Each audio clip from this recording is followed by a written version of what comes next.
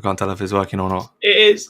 It is. It's definitely working. Okay, it doesn't look like it's working on my screen. But hello and welcome to Thursday Night Fight Night, your new weekly show from 6++. I'm Jack, and I'm joined once again by our wonderful, wonderful regular content fiend, Tom. Hi guys. Thank you for having me on, Jack. Excited for this. It's going to be good. All right. So, as you guys can probably tell from the title, we have got Tau versus Drukhari for you today. And obviously we're going to be running that through for the full game on TTS. You can see everything that we're doing. If there's any angles or anything like that you want to see, by all means, just let us know. But without further ado, let's just get straight into the list. Let's just go on as I always do. Okay. So we're starting with the Tau list. So auxiliary Cadre. We're not using any enhancements here, so don't worry, I've not missed them off the list. So we got Commander Farsight as our Warlord. We got a Recruit Trail Shaper and a Cadre Fireblade for our characters. 10 Breachers in a Devilfish. We've got a Starside team with all 6 Flamers. 10 Recruit Carnivores, 12 Farstalkers, a big unit of 6 Recruit Rampages, 3 Riptides, all armed with Iron Accelerators, 2 Skyrays with Burst Cannons, 3 units of 3 Stealth Suits, and 2 units of 5 Vespid. Awesome. How are you feeling about this list, Jack? What does it do in terms of getting the new detachment singing? I think the more I read it, because I've not played it that much, but the more I read it, the more I think it might be the best Tau detachment. Okay, great. Which is weird because I think it's all just really close. It's not by a lot, but it's very close, and I think this one just edges it out. Okay. I think you have a lot of play here, and it just gives you a couple of tools that Tau really appreciate, like that little bit of jank that you need to get the job done to play the game. So yeah, it's but I've not really had proper testing into it. I played a game with it, and it was against an army that just hard counted everything that the detachment did, so it was completely irrelevant. I could have played anything, it wouldn't have mattered. But so this is pretty much the first real test for it, so I'm super excited to play it and see how it goes. It looks like a nice mix of things. You've definitely got some mission play, a little bit of counter melee in there as well, so I think hopefully it will get to show off a few different dimensions. Yeah, super excited to try the Rampages out. Only thing I'm missing here that I really wish I had was a Lone Spear, but I just couldn't figure out how to fit it in the list. Did you put the Rampages in purely to make me happy, or is it just a coincidence? I think they're actually good. Awesome. I do actually think they're good. The question is there... Because the problem with Rampages has always been their movement is a big issue. Yes. Yeah. If they're in a situation where this gets around their movement sufficiently, like this works around their weakness, to the point where you can use them, then we'll be in business. But that remains to be seen. Yeah, fantastic. All right, let's go to your list. It's Reaper's Wages. Do you want to run us through what you got? Yep. So this is the new Reaper's Wages detachment. So it's Drukhari. It's more or less what I took to an RTT very recently, with a couple of tweaks based on how that went. So we have an Archon with Arch Raider that gives a scout move of 9 to a Raider. It's an Arch Raider in every sense. And there's a Raider for him. He'll go with the Court of the Archon, and he'll split 10 Cabalites between the back ruin and going forwards. Then you've got Urian Rakarth. He's an obnoxious little 4-up, get back up when he dies character. Just very good for being a pest in the middle of the board and making things happen. Then you've got a Venom, which will split the Cabalites up, so that becomes a little utility vehicle later on. 2 slabs of 6 Grotesques, who are just chewy and annoying. That's what they like to be, and they'll just be wandering around being slightly obnoxious to kill. 2 5s of Hellions, who are sort of... This is something, a conversation I'm having with Drukhari players. Is they're action monkeys, but also they can fight. It's a halfway house now.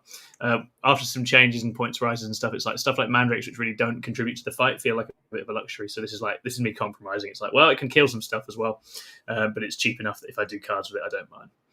Then we've got 2 Haywire Scourge. Haywire Scourge are really funny in this detachment, where you can have sustained hits and rerolls. They can do an awful lot of damage.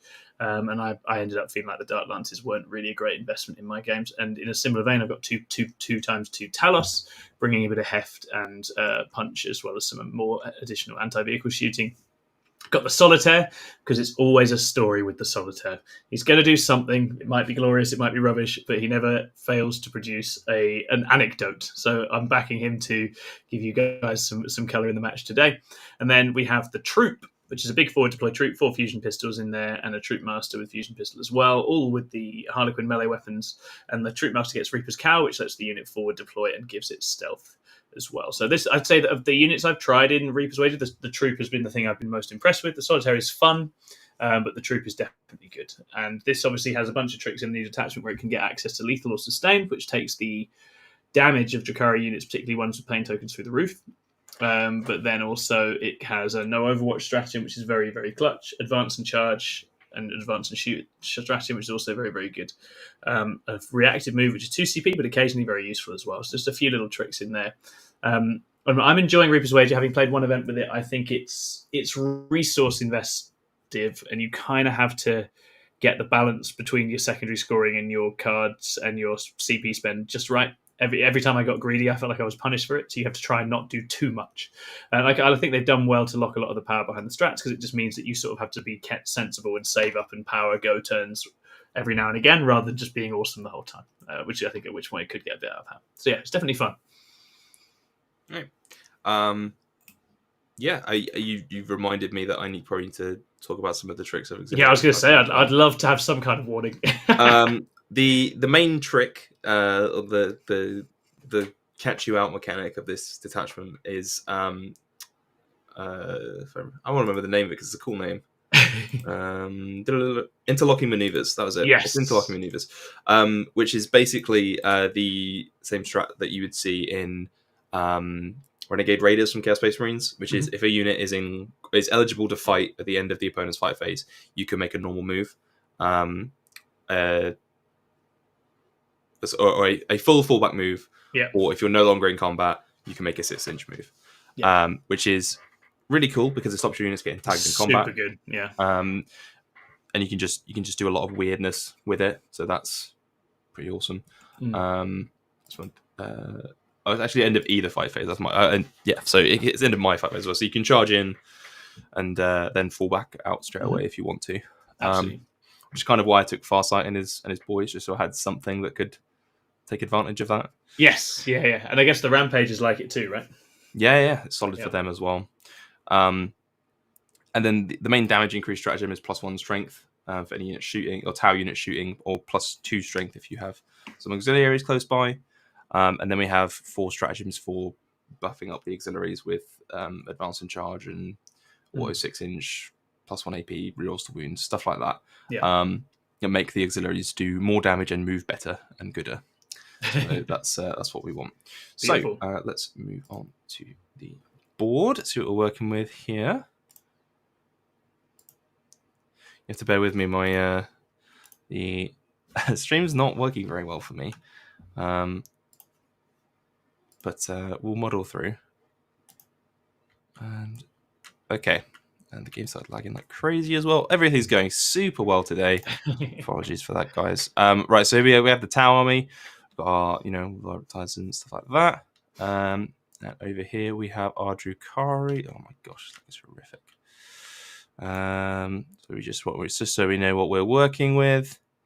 And this is, oh my god, hideous. And this is our map for today. So as we say, it's Scorched Earth. Crucible of Battle and Inspired Leadership on UKTC map 5.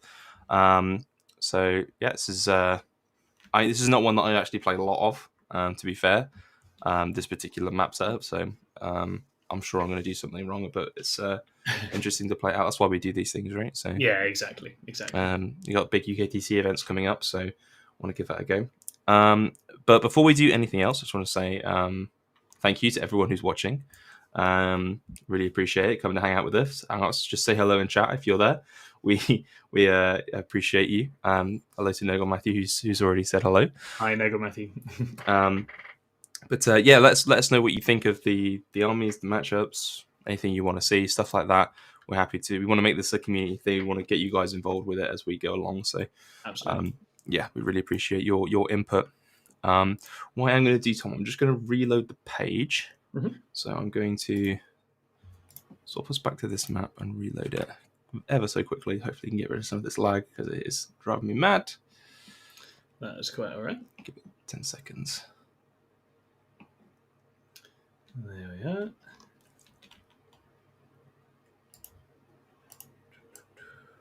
That's much better. Right. Okay. Wonderful. Okay, great. Oh, better than it was. Not perfect, but we take it. We take these things. Yeah, absolutely. Right. Okay. So let's do some the basic setup of the game then. So let's give it a roll off, Tom. Yes, absolutely. I will go tactical, Jack. I am also going to go tactical. That is a 2 from me. And it's a 5 from me. Wonderful. I have the infiltrating troop as my only forward deploy. Oh, I've got 3 units of stealth. I've got my fast stalkers, and I've got a bunch of scout. So I think this is probably going to be one of those ones where I want to drop first. I think absolutely it is. Yeah, definitely. So I'm going to drop my fast stalker unit. And in terms of reserves, I'm just going to have 1 5-man of Hellions in strategic reserves. Yeah, I should think if I want to do any reserves. So yeah, we're gonna have Farsight's unit in reserve because they're cool like that. Perfect. Is that no? We'll have a Riptide in reserve. Actually, we'll keep Farsight Okay, nice. on board. Yeah, very good. Right. Okay. So, since Tom is probably going to be pretty aware of what I'm doing here, I'll just explain it for everyone else because Tom knows everything. There's no chance that he could possibly not know what I'm doing. So for everyone else's benefit, strictly. So I love this. Crew Fast the Trail Shaper. One of his abilities is the ability to redeploy his unit and one other crew unit on the board. Beautiful. Yep. So I'm just going to place these guys out to basically as much as I can, just to block out all of the deployment zone to the best of my ability. Just prevent as much infiltrating from the Harlequins as physically possible. Yeah, exactly that. It's just smart. I think this is a map where a lot of stuff can just get stashed away in this sort of big L in the midfield before the game even starts, and obviously Jack doesn't want that. Very understandably, he doesn't want a bunch of creepy nasties coming straight through the middle of the board for him turn 1, which I think it's a shame. I'm sad about it, but I respect it. But yeah, because it's a 12-man unit for these Crew Fast You can Stalkers, do so much with it, can't you? Yeah, they can cover an absolutely ginormous section of the board. Yeah. And, on certain deployment zones, they can literally, I think this one included, they can pretty much cover literally everything. They can completely prevent any infiltrating of any kind. I was pretty resigned to not being able to get up the board if Jack got the first drop, as he has done here, and I think that's just the way of it. And it's just going to be a case of trying to work into the game a little bit more slowly. But that's a risk-free maneuver for me, so there's no real reason not to take that. Yeah. This Gaunt's Ghosts and the Fast Stalkers both have this on lock. It's good, but the Fast Stalkers definitely cover more ground. Yeah. Beautiful thing. Okay, wonderful. So I will, for my first drop, I'm just going to pop the Venom that has my Carbolites in over here. Okay, just while you're doing that, hello, that one guy. I'd like to see how excited you are. We're just excited you are. Chris Douglas says, nice to see Reaper's Wager list in action, one that I could almost feel myself I had some grotesques. Shame no Death Jester. Are the grotesques essential? I don't think they're essential, no. So I like using them in a lot of matchups. I'm not sure this is one just as a sponge and as a sort of a mayhem causer, and I enjoy playing the army that way.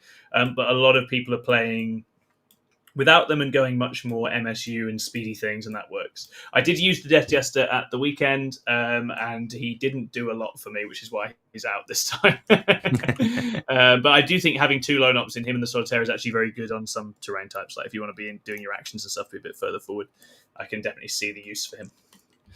That one guy also gave us a $4.99 super chat. Oh, thank you so much, that one guy. You're a hero. GSC final day. I think that's a really cool detachment, so you should definitely play that. Okay, guys, full disclosure, I'm in a bit of a sulk because I'd bought literally the stuff to start a Vanguard Onslaught Tyranids army like 6 months ago, and then I was like, I don't have time, I'm going to sell it. And then they've given me a detachment, which would have meant I could have used just literally that. But I'll get over myself. We'll play it next time I'm on, I promise. I'm also making a video for They Came From Below with Danny soon, where he's going to teach me how to play it, because I can't play GSC till Danny's taught me, as we know. And so that will be really good. So yeah, let's definitely do that, Jack. That'd be awesome to have it on here. And thank you for the super chat and the support. We massively appreciate all of you. Please do hit like and subscribe. Leave us a comment if you haven't already. That's all absolutely amazing for us. And if you can support the channel in a small way by signing up to be a YouTube member. Obviously, you'll get early access to various different reps and videos and stuff as well. And obviously, you'll help us take over the world. And we're not going to stop till we're all playing 40k on a yacht somewhere off Monaco. And you can help us get there. So again, thank you so much for the super chat. It makes makes stuff like this really worthwhile and helps us fund our very expensive hobby as well. Right, I've gone with a unit of Vespid over here in the corner. Nice one. So talk me through the Vespid. Are they uppy downy like mandrakes these days? Yes, they're basically sweeping hawks. Yeah, no problem at all. That's great. I didn't put Urian Rackard in the raider, so he will not be in the raider. He will go and stand near the middle, as is his wont. So I should put him there. Okay. See, what's nice about this is you have a lot of like dead drops essentially that you can just put down on this towel list, so that you can kind of just get a lot of information of your opponent. So I really do appreciate that. It's not exciting, but one of Tao's superpowers is just having a bunch of stuff. Like that. That's something that, however it gets, they do have that going for them.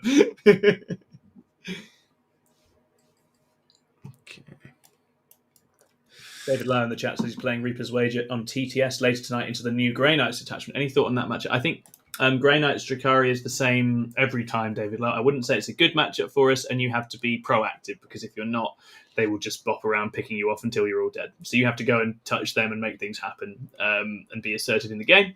Obviously, if it's Dread Knights, Haywire, very good into Dread Knights. I don't know what build you've gone with, but I think there's quite a lot of mech skew in the game, them included, where having the Haywire feels really good. And just use your speed and be pushy. Take up space on the board. Don't let them play their game, because otherwise they'll just delete a chunk of you at a time until there are no chunks left, because that's what they do. Good luck. I'm sure you'll smash it. Okay. Did you place a unit after I put the Vespid down or no? I put Urian down in the centre. Right, I've got another unit of Vespid in here. Oh, sweet. Okay, yes, you got another one there. So we will have the Solitaire. It's going to go and live up in this corner. Solitaire. Okay. Let's go with a unit of stealth suits. They're just going to go. We had a question for you, by the way, Jack, asking about a burst cannon on a Riptide. Yes, I didn't want to read that out because Invasive Wargaming has got in my opinion, one of the best Tau-specific YouTube channels out there. Oh, really? Amazing. He does a lot of really cool stuff with maths and statistics that I think is super awesome. That's awesome. And I'm really glad he's here to see this one. Fantastic. So yeah, go check his videos out. But yeah, heavy burst cannon on Riptide. I actually am a bit. I've had this discussion with many people many times. I actually do really like the heavy. If you're taking 3, it's often worth it to take the one heavy burst cannon in Montcar and Callion. I think in this one maybe not, because I don't think the jump from strength 6 to strength 8 is that important, and that's like the only damage increase that you get. And then obviously the AP increase you can get as well is fine. I don't know. I could take it or leave it. I think it's preference. I think while I'm learning, I'm just going to be like, okay, let's have them all the same, and just play them all as they are, and then I don't have to think about it. Whereas if I played it because I played Callion and Montcar so much, I know those lists pretty well. I can play. I'm more comfortable switching up the profiles and stuff and playing around that. So this is purely out of ease. I want it this way. Yeah. Right, so that's a unit of Hellions down here. That's right. They're lurking. Hellions be lurking. Let's have another unit of stealth suits. We'll have them. Let us know, guys, if you've been playing Auxiliary Cadre or Reaper's Wager. Any lessons, any early findings from your games? We'd love to hear about it. Any good stories as well. Do you agree with Jack that this might be one of the best Tau attachments? I certainly think it's in the running, and I think, as Jack says, for me, it's just the trickery. I think Tau have really lacked for a proper bamboozler in the previous detachments. Fire and Fade is Fire and Fade. Everyone is kind of used to that, I think. And obviously 3 strike again. These aren't unique tricks, whereas I do think the move end of Fight Phase just breaks one of the rules of how people normally deal with Tau, and I think that gives them an in they wouldn't otherwise have. Okay. I've got the stealth suits over here. Oh, beautiful. Yeah, very nice. So I'm going to struggle to fit stuff, I think. So we're going to have the Raider for the Archon lurking in here. That's the Archon in his court, right? That's correct, yeah. Right, let's have some. Let's go for some. What did you have in Deep Strike? Just some Hellions in Deep Strike, right? That's right, just Hellions, yeah. Okay.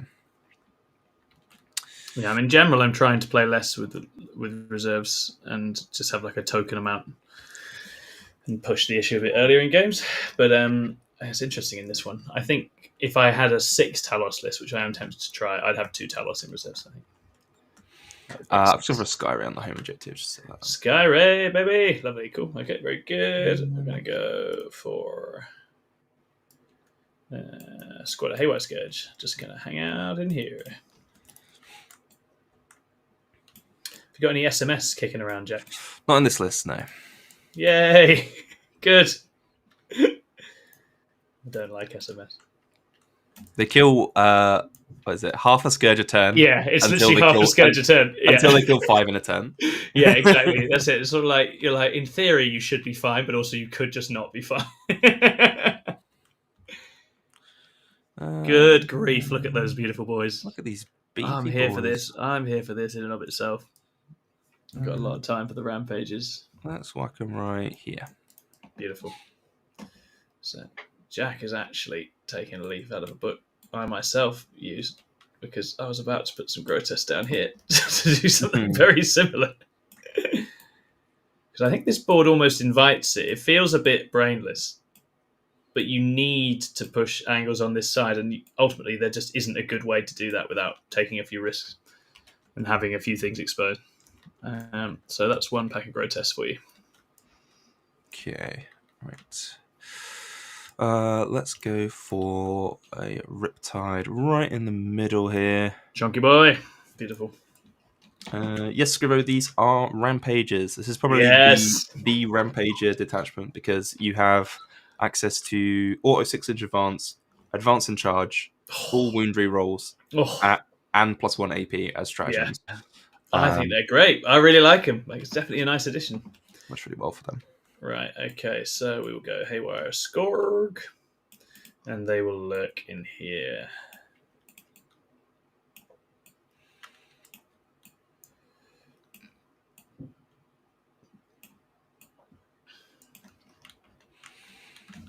Okay.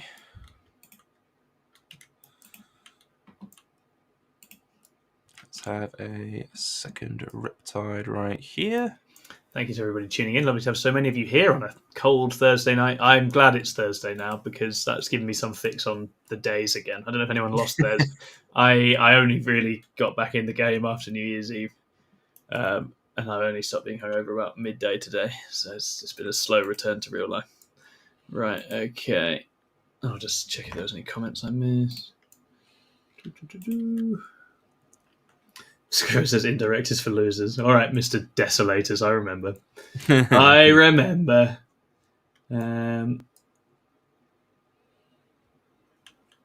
Is it your drop? I think it's your drop. Oh, sure. Yeah, no worries. There's been people in there talking about you getting your auxiliary wish. And yeah, there was, I think Jack in a sort of kind of fatalism was like, oh, I don't want it. No, this isn't what I wanted. I'm not the auxiliary guy. No.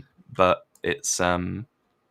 the fact that it is at least giving the an interesting playstyle and units that you wouldn't normally use, I think is enough for me to not whinge about it constantly. Yeah, exactly. I think that's it. It was done well, right? Which is ultimately very important. So we've got some Talos in here. I'll just take him away from that Raider because he's merged with it. He wants to become one with the Raider. There we go.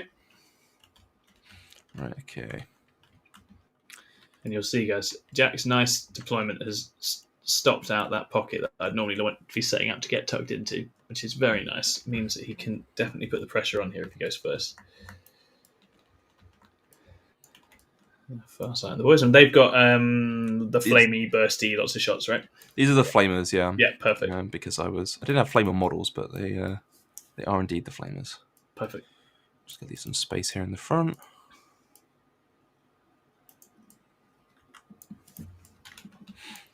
Very nice. We've only got a handful of drops now, so I think we go.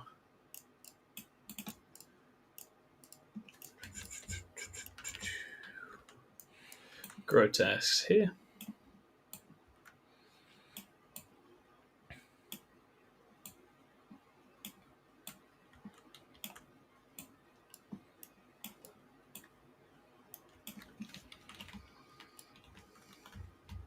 Okay. I eyed this horrifically. I don't think these fit in here now. I will. Feel free to shuffle things around. Yeah, I'll smudge them about till they do. We are learning things. John says he's a loser. No, you're not a loser, Scriver. We love you. Chris Douglas says, I'm glad it's Thursday since that means the end of my work week. Awesome. Come celebrate. I hope you've got a nice beer. Or maybe it's too soon after New Year. That's definitely the case for me. Some nice croûte there as well. Okay, Lovely. Yep. Brilliant. Okay, fantastic. So we've got some croûte here. And croûte have scout moving and stuff, don't they? They do indeed. The rampages also do, don't they? All croûte units have scout. Yeah, all croûte. Beautiful. Okay, wonderful. That's like their racial special rule. Yeah, they were just born moving quite quickly on foot. Right, okay. So, yeah, it's an interesting one. I am of a mind to go more Talos stash here this time. We'll see how this plays out.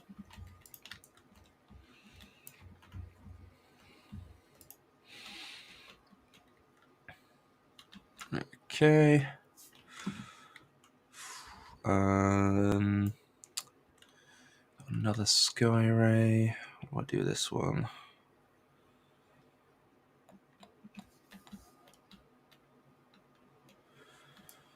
I may just place it like here. Move it to where I need it to be later.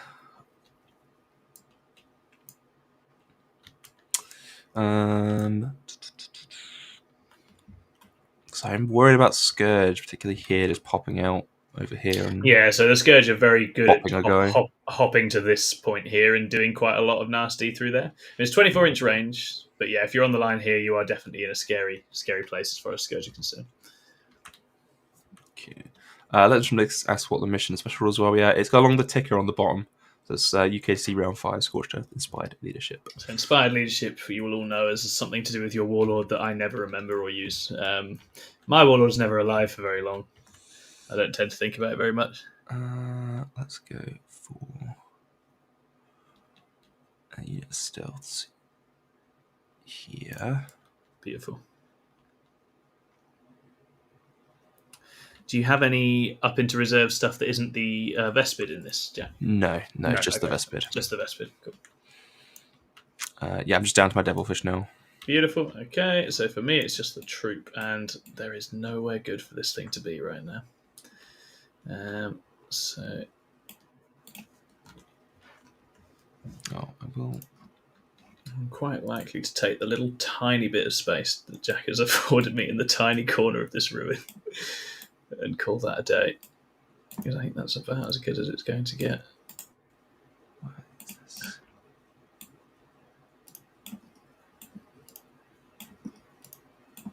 That's really annoying.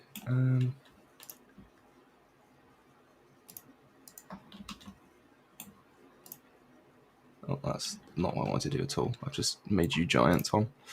Oh, no. I know, it's not what I want at all. That's not what anyone needs. I can't edit anything because this is not working for me.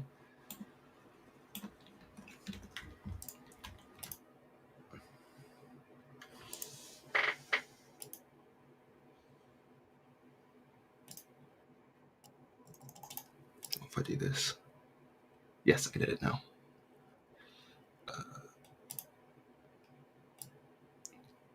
Sorry, bear with me, guys. It's the software that we use is playing up a little bit today. I don't know what's going on with that. Just want to make sure we can see everything here.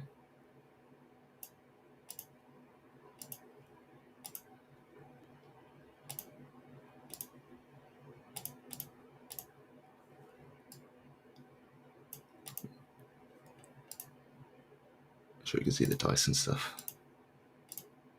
Okay, that's all. Cool, perfect. That should be fine, guys. If you have anything, let me just.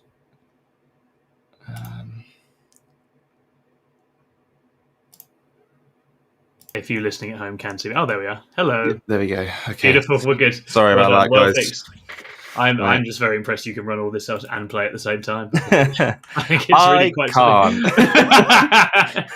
funny. We will be trying to have a third for this sometime so that Jack can actually enjoy his games, guys. We'll make sure that happens.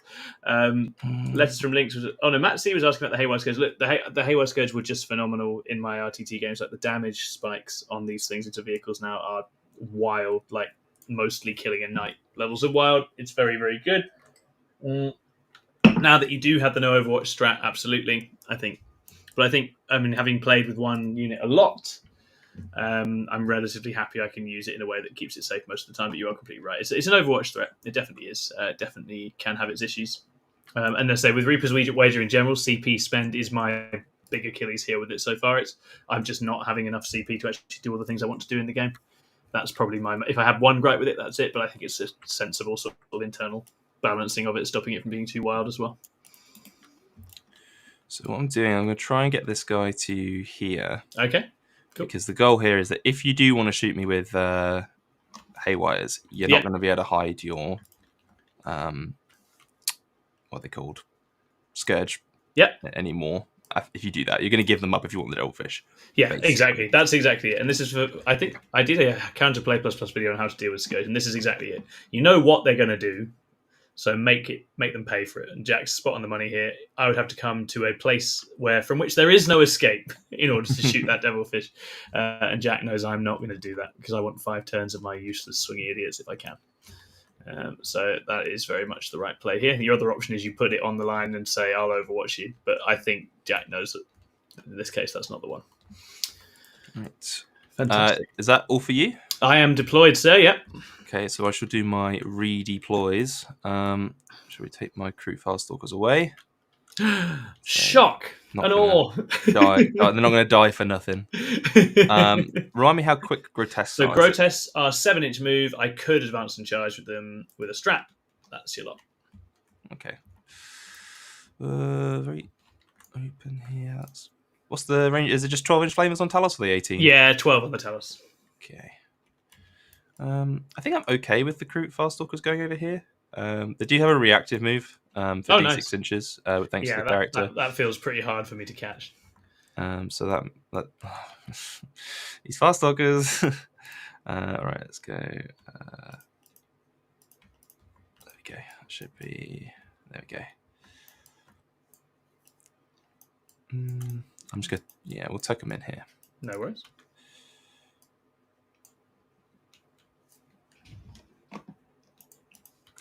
Number 2 on the ruins, just to get rid of the hassle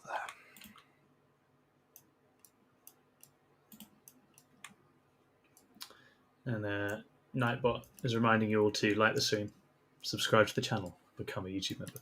As we know, Nightbot is not averse to suddenly being really nasty to our guests. So be careful, because he's a rogue AI and he's definitely still got some teething issues. So my second crew redeploy, I'm actually going to get the crew rampages up. Yep, sure. And I'm not really sure what I want to do with them, to be fair. I mean, with where you deployed your guys here, I could go 7 there, 7 there. I could advance and charge, basically like a 3d6 to get to those guys, which we probably don't kill. So probably not where we want to go. So I think they're just going to go into reserve. Yeah, sure thing. And we'll figure out what we're going to do with them later. Rapid response crew. Yeah, and that's it for me. So let's do some trouble recruiting. Yeah. Sorry, everyone. That's awful. All right, okay. So let's just have a quick overview of what we've got in the deployment zones here before we start. Yep. We've got some infiltrating troop up here. Hellions. You do have your Solitaire in there as well. That's absolutely right, yeah. We've got some Grotesques. Your Haywire Scourge are hiding away in this building. Some Talos. The Venom with... what's in the Venom again, sorry? The Venom's just got 5 Cabalites with Splinter Rifles, so just basic. Okay. The Raider with his Court. Some more Talos, some more Grotesques, and another unit of Scourge in here. I myself have got a unit of Vespid on the home objective with the Skyray, another Skyray in the middle. We've got some crew here. So if I get first turn, I can scout forward and start like creating like a melee screen. Mhm. Or if I go second, I can scout backwards and stick my own home objective. Got Farsight's unit with the flamers, ready to go out and just do something as they need to. Riptide here, pretty safe. Yep. Riptide here, pretty safe. More Vespid here. Stealths, Devilfish full of breaches with Fireblade, and then some crew Farstalkers with a Trail Shaper. I do need to pick the unit for them to get lethal and precision against. Oh, yes. There's not really a good target for precision in your list. I guess we'll pick the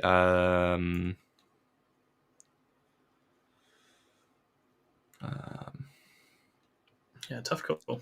yeah, I guess we'll just pick the grotesques here because I guess I can get lethal hits against them. Yeah, that makes sense. Yeah. All right, and that's that. So Wonderful. Okay. it's time for a roll off. Yeah, let's do some warhammering. Good luck, sir. Yeah, I apologize. The dice in the corner are a bit small, guys. That's as big as I could get it, and not cover the whole screen. But if it is too small, let me know, and I'll see if I can work on something for next week. Wonderful. I got a 4. I got a 6. All right. So it is your scout first if you have any. It is. So I can scout the raider 9. That's not going to get it up and over here to do any exciting turn 1 sticking. If I went 7 and pivot, nope, I don't think so because I think this would always be as well. stuck here. Yeah. Oh yeah, you do. So I'm not getting to there anyway. Yeah. But it will bop up and just take advantage of the free move. You never know, and we will see from there. And that is my scout moving done. Okay, so I'll go for the Crute. We'll just have one go.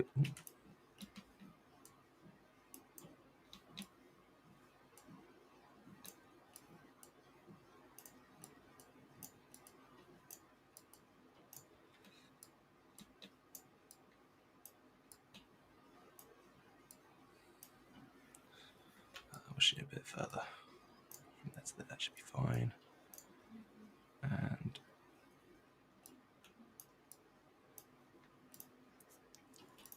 sure we'll stay with the coherency.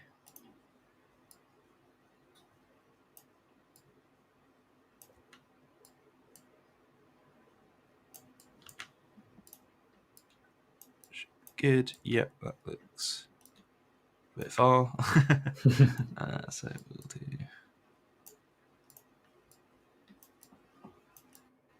Yeah, there we go. That's fine. So a bit spread out, but that's okay. Awesome. Okay, right. And that's it because they have infiltrate instead of scout. Beautiful. Let's kick us off with me on first turn. So let's get rid of those. Shuffle some cards. And the cards demand sabotage, cleanse. Oh, lovely. Okay. So that's going to be interesting. We've got Solly. Can Solly get to there? Yes, he can, you beautiful boy. Solly will be going over for a little cleanse. Jack, in terms of your threats coming at me this direction, how fast can you make the crisis for shooting? They move 10 base, and for a CP, I can advance and shoot. Okay, so 10, so 16, so hopefully they are not getting Solly from here. They might potentially, if they go full way on the old advance.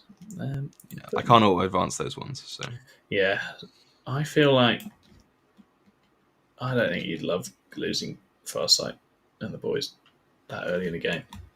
Right, okay, and then we've got situation here. We want another cleanse. We've got to decide about the Farstalkers as well.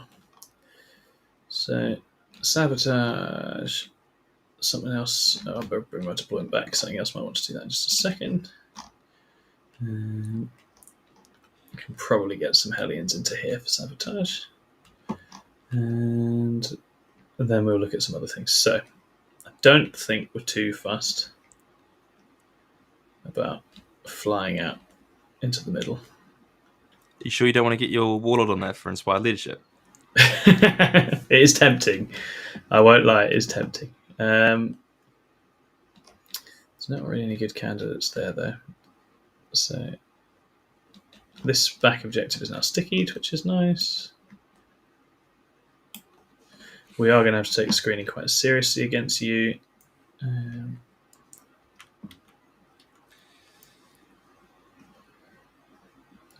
what we will do is chuck a run on Urian.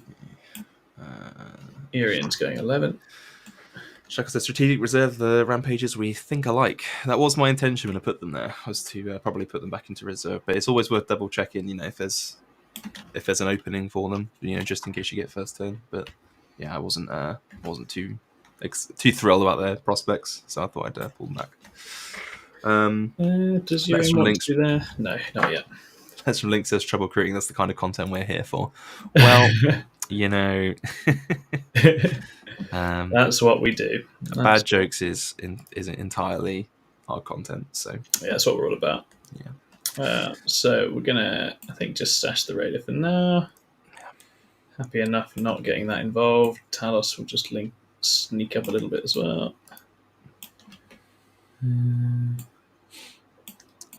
Why not threaten turn 1 advance in charge now that we've got it?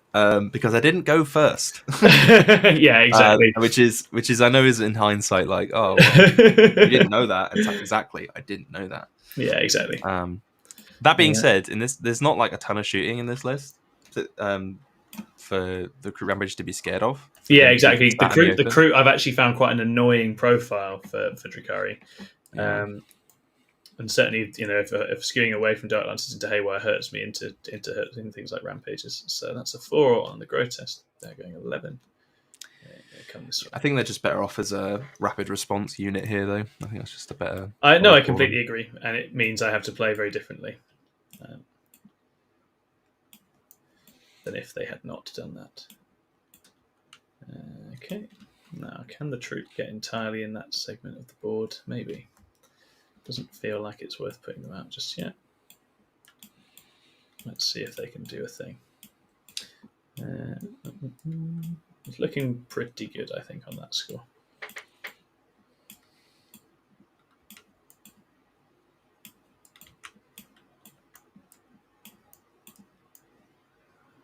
There we are. So we've got the whole troop tucking into here to do the old sabotage. Hellions will stay where they are.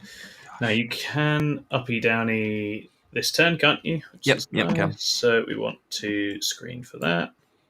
I think I want the Haywire Scourge to be free to go and do Haywire Scourge things. So what we're going to do is just chuck a run on the cabs out of the Venom.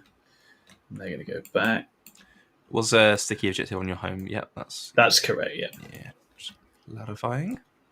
Yeah, so the Cabalite's there, sticky. And obviously one thing you can do with the Court of the Archon Raider, guys, is scout move that up and sticky another mid-board objective too. But on UKTC maps, the one I would have chosen was cleverly snaffled out by those pesky fast stalkers. So there was no joy for me there. And then we've got the Venom itself. I think we're okay along here now. This is one of those things you do not eyeball, Tom. Stop it. Behave yourself. We're going to chuck a Venom in there, and that will definitely make it okay. Cool. I think we're good along here. We are. Vespid are annoying, and I don't want them in my face. So we've got the Talos and the Court gone central. And then it's what we do with our cheeky grotesques. I think, as much as I'd love to tangle with the fast stalkers, it's going to be quite difficult. I'll chuck a run on them. They are going 12. That is quite a compelling distance. So we could go for some advanced shoot charge nonsense. What's your reactive move? Jack 6 or D6? It's just D6. Just D6. I think... Ooh, tough call. Very tough call.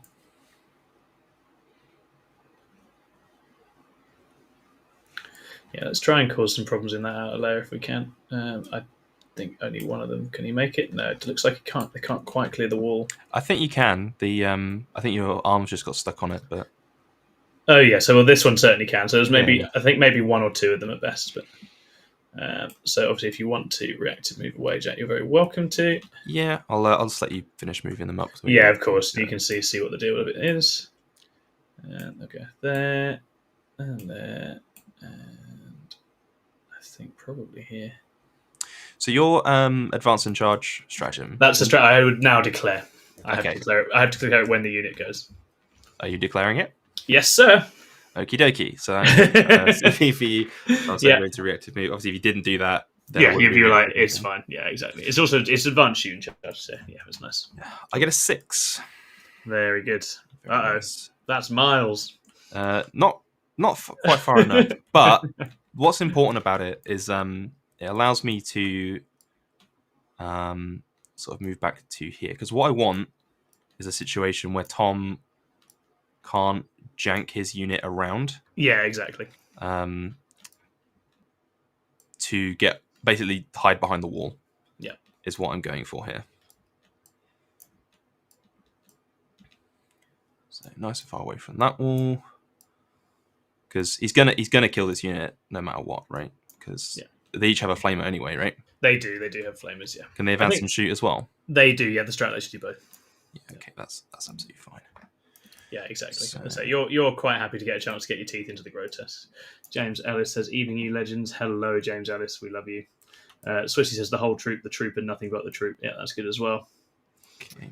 And Letters from Links enjoyed trouble recruiting. That's good. I was happy with that. That was my contribution for this stream. You're all welcome.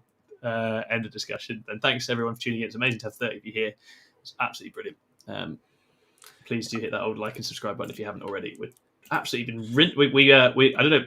The story behind the scenes is we got a schedule. The guys have been trying to make me do a schedule for about a year. I'm very schedule resistant. Turns out schedules are awesome because our content's been very good this last week or two, and the subs are flying. So do keep those coming in. It's amazing. So my goal here with this movement, essentially, is to stop Tom being able to charge. Basically, have his unit here. Yeah. Oh, that's not come up very good. So he can't put his unit this way and hide behind this wall, and then prevent my breaches from coming in and doing damage to him. Yeah. So now, if he wants to, God, that's just a disaster, isn't it? So I thought I was being so clever doing that. Right. So basically, it's unlikely that he kills the whole unit. In fact, I think it's impossible with two flamers. Oh, no chance. Yeah, no so chance. he has to charge, and then by doing so, he has to be sat on the objective on this side of the wall. There's no way for him to avoid doing that. So ideally, breaches should be able to pick him up in that situation on the following turn. Completely. Yeah, exactly that. I think for me, it was a tough call. I don't like losing something like a grotesque, but I know they always take a lot of effort to shift, and it's going to make Jack have to do some stuff, which I can then reply to. And when you go first on any kind of sort of close type mission like this, you have to be proactive and make some things happen because you're not going to get opportunities otherwise in the game. So I think we're pretty much all done. I'll just tighten up the positioning with these a little bit so the raid is tucked in properly. You're probably going to have to be over here. And yeah, we're making some things happen. We've scored reasonably on the cards for the turn. I didn't want to put something in the middle. If I had been smarter and put Urine in the scout move raid, which I should have done, he can bop out and do a cleanse turn one if required. But I think 5 points on secondaries turn one is entirely reasonable. Shekel says you probably could have used the 6 to get back out of line of sight of the flamers and make it a 7-inch charge. Unfortunately, 6 wasn't quite far enough to get from like here behind this wall. Yeah. I think the issue with it as well is that if I then hit that charge, and I will because I'm a lucky bastard, I absolutely could have also gone to then here. I'm over here. Yeah, exactly. I think because Jack absolutely has the guns to deal with them as long as they're on that side of the wall, I think this is fine. Yeah, this is what we call a anti-trade. So I'm attempting to trade these Farstalkers for these grotesques. I'm willing to lose them for that prize. Is the goal here, basically. Yeah, exactly. It's nice. It makes a lot of sense. And grotesque says Spenny, Farstalker's not. Farstalker's already done the Lord's work by making my life hell up in this corner. So they're in a good position. Right, okay, so as far as my actual turn goes, I'm going to be cleansing with the Solitaire. I'm going to be sabotaging in here with the troop. And we'll do a little bit of interaction between the grotesques and the Farstalkers and then call it a day. So flamers for the grotesques. That is 6 hits. They are wounding on 3s. They do 5 wounds, AP 1 Jack. They don't ignore cover. They only have that 6 up save, so beautiful. 1, 2, 3. Is this how many? Sorry, 6 or it was 5. 5. Okay, 1, 2, 3, 4, and 5. Beautiful. Okay, those ones. Cool. Very nice. And then we will be charging into your Farstalkers as they get in on a 4.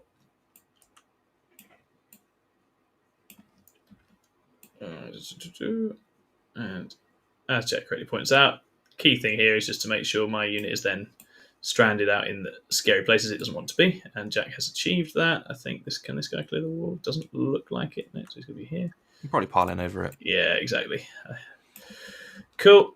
And so we'll be piling it now. Just how many wounds of Guy have we got here, Jack? Now 3, 6, 7, 8, 9, 10 wounds with a 6-up save. 10 wounds with a 6-up save. Okay. Because obviously it'd be nice to get some pain tokens without spending pain tokens. 24 attacks should be okay. It's pretty tight. Is there a character in there as well? Yeah, that's included in the 10 wounds. Yeah, sure. So I will not get clever. I will spend a pain token because if I get the 2 kills, it's great. And they'll just pile into here. And we'll do some bopping. I like grotesques. They are plenty killy. So we've got 24 attacks here with full rerolls. 3s rolling. And then 3s to wound. That is 14 at AP2. Pick them up. Boom. We did it, boys. So we're up to 4 pain tokens. I don't think we're going to shimmy much. We're relatively happy to have bodies on the point. And so we'll just stand there with our 6 flamers and say, come on then, let's go.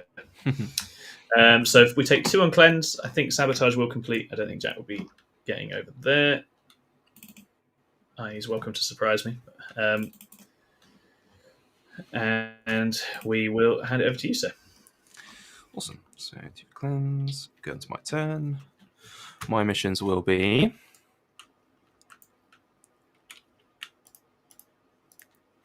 bring it down, Cull the Horde. The Grotesque qualify for Cull the Horde? They are 4 times 6, 24 wounds. I don't think... 25 is the required. Yeah, so I don't think they quite count. Get rid of that one. Assassination. Okay. Assassination. So, okay. Probably Solitaire lurking and Urian lurking. Probably not doing either of those. So assassination, Cold Horde, and we'll just bring it down. That was it. Discard Cold Horde in the command phase. Right. So the question is, do we want to re-roll one? Thank you very much, Shekel, for your appreciation of the trading video we did the other day. That was fun. It was fun to make. It was good. There'll be more to come.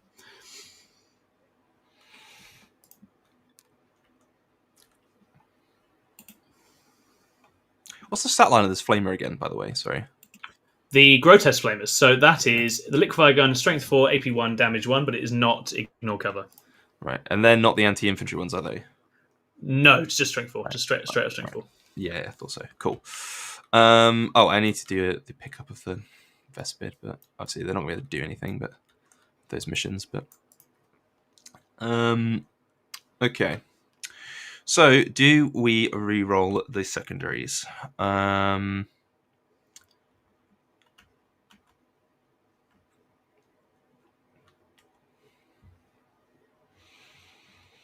a tough call.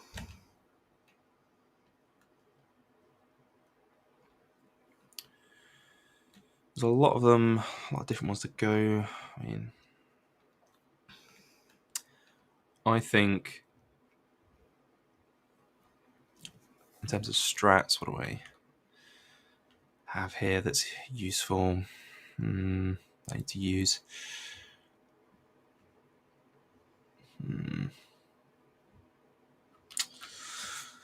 No, I'm not going to re-roll it.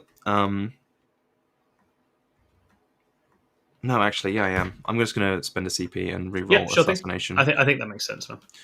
So instead of Assassination, we get Extend Battle Lines. Beautiful. Absolutely fine. Cool.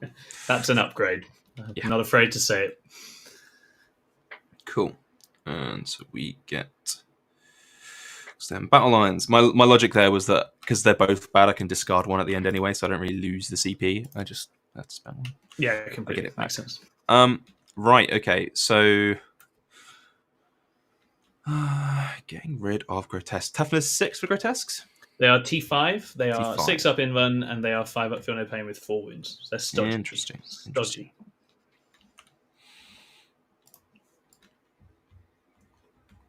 What is here? to like that kind of line-ish, which means you can probably get line of sight and shoot something there. Okay, let's advance this unit of crew. Mm-hmm. For 2, so they go 9 inches. My home is now sticky as well. Beautiful. I'm just absolutely making a mess of TTS today. So. Right, so we're going to go 9.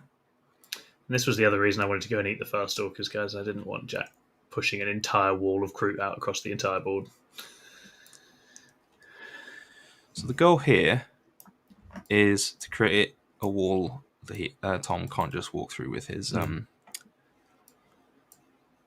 stuff, essentially. Welcome, Cultists of Chaos. Lovely to have you here. Which faction do you like?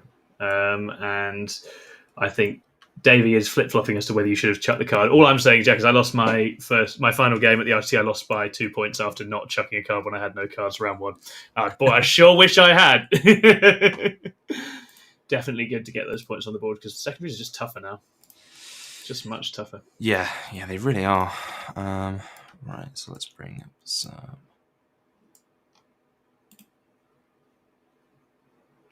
of these guys.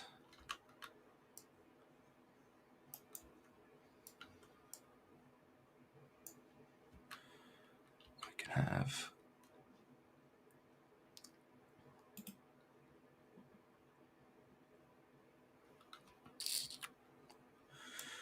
fast like that. He's longer range, that's fine. Cultists of Chaos is a GSC fan, currently working on a fabulous build kit, but actually sound like a man of taste. I respect it. I respect it a lot. I'm trying to decide if I take GSC or Drukhari to Nottingham. It is tempting to take this new attachment, but then GSC are good. So it's going to get me extend. And the most important thing I think here is to try and get rid of these grotesques. Mm-hmm. And the other question I have to ask is, am I going to give up some of my stealth suits to block off more of this area? Because the Talos would like to come through here, but they're not that fast. No, they're their 7-inch move. Yeah, Speed is definitely their one drawback. And then the movement of the Court of the Archon. So that goes 8. So 11. They can advance and charge. It's the same as before. So if I invest strats in it, then yes, but not if I don't. Yeah. So I think I'm going to have to do that and give up these stealth suits because what I don't want is these guys coming through here. I will have to probably. It's fine. It's just creating a screen, like a bigger area, so now he can't just like walk this Archon unit through here and get to my star size for free. Yeah, it makes complete sense. Right, we got the Skyries here. We got more stealths. Just move it back here so they can see. Give me some more spotting. 1, 2 spotting units. Technically, this is a 3rd spotting unit because I don't need to roll a hit.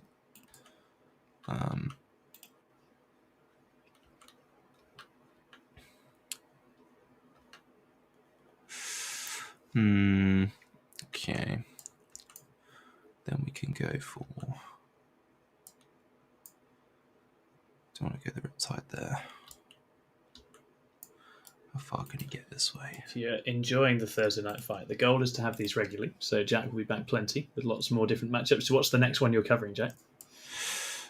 Next week, we have Harley with us. Oh, Harley, lovely. Who I think is playing Admech. I assume so, yeah. But it's Harley. He decides on a whim what he does. He does. So yeah, I'm not 100% sure. Same situation there. Okay, but yeah, so I'm not sure what I'm playing for that one yet, but yeah, that's interesting. Maybe I'll play the GSC. You could, yeah, that'd be cool. Get the final day out. I think I'm going to compare on that one, so it'd be quite fun to see it in action. Okay, so I'm thinking 2 Riptides, a Skyray, and a Star Scythe unit. Pretty close to enough for getting rid of these grotesques. I think so, but it's grotesque, so I can't promise you anything. Yeah. Because obviously we don't want to just lose half of the. I mean, the breacher unit. You're going to do 66 flamer shots that wound on 4s. So that's what 7, 14, 21, 10 wounds. AP1, right? Mm-hmm. So 5s. So I lose like 6 maybe. Mm-hmm. Which is what it is. Is 4 with the character left enough to do the damage that I need there? Maybe. I'm not really sure. I am going to move it forward all the same. The Devilfish itself. Yeah, makes sense. So that's 7 and 5. That can go there. That should be okay. And well, we don't really have any good shooting profiles over here. So I'm pretty happy to move the Skyray gunship out to here. Mm-hmm. So you can see down this line and spot for me and do some grotesque shooting as well. Yeah, that makes complete sense. Okay. And that should be fine. In terms of bringing in the Vespid, so we don't have a mission for them to do. So what we're going to do is we're going to bring them in wholly within 9 of Farsight's unit. Mm-hmm. And within 18 of you. So I can shoot.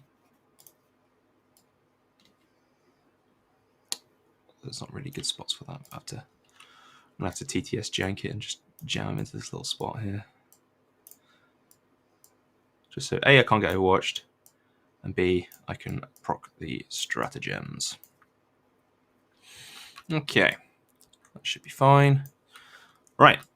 Shooting phase. I tell you what, I'm going to turn off the deployment zones as well, because that's something that's probably bothering someone out there in the listener land, of which there are 43 of you right now. So I am very happy. Very busy night. It's amazing to see that, guys. Obviously, the more you guys get involved, the better this will be. So, by all means, let us know what you want to see, and whatnot. We'll try and make it happen. Really appreciate you being here.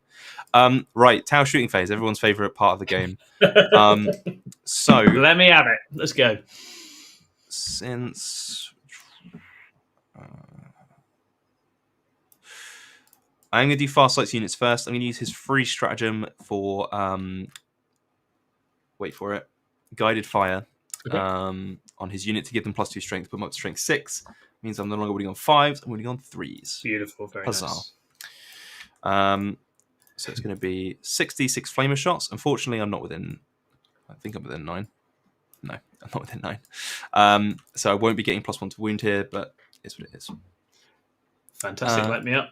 We have a certain infamous Archon in the chat. Hello, Scary. Thanks for coming in, mate. Appreciate it. So that's 19 shots, and we're hitting you on 3s. That is 16 wounds, AP1, because you're infantry. Beautiful. I will be rolling my 6 up in then. Let's go. I make 3, then I'll be rolling my 5 up, feel no pain. I make 3.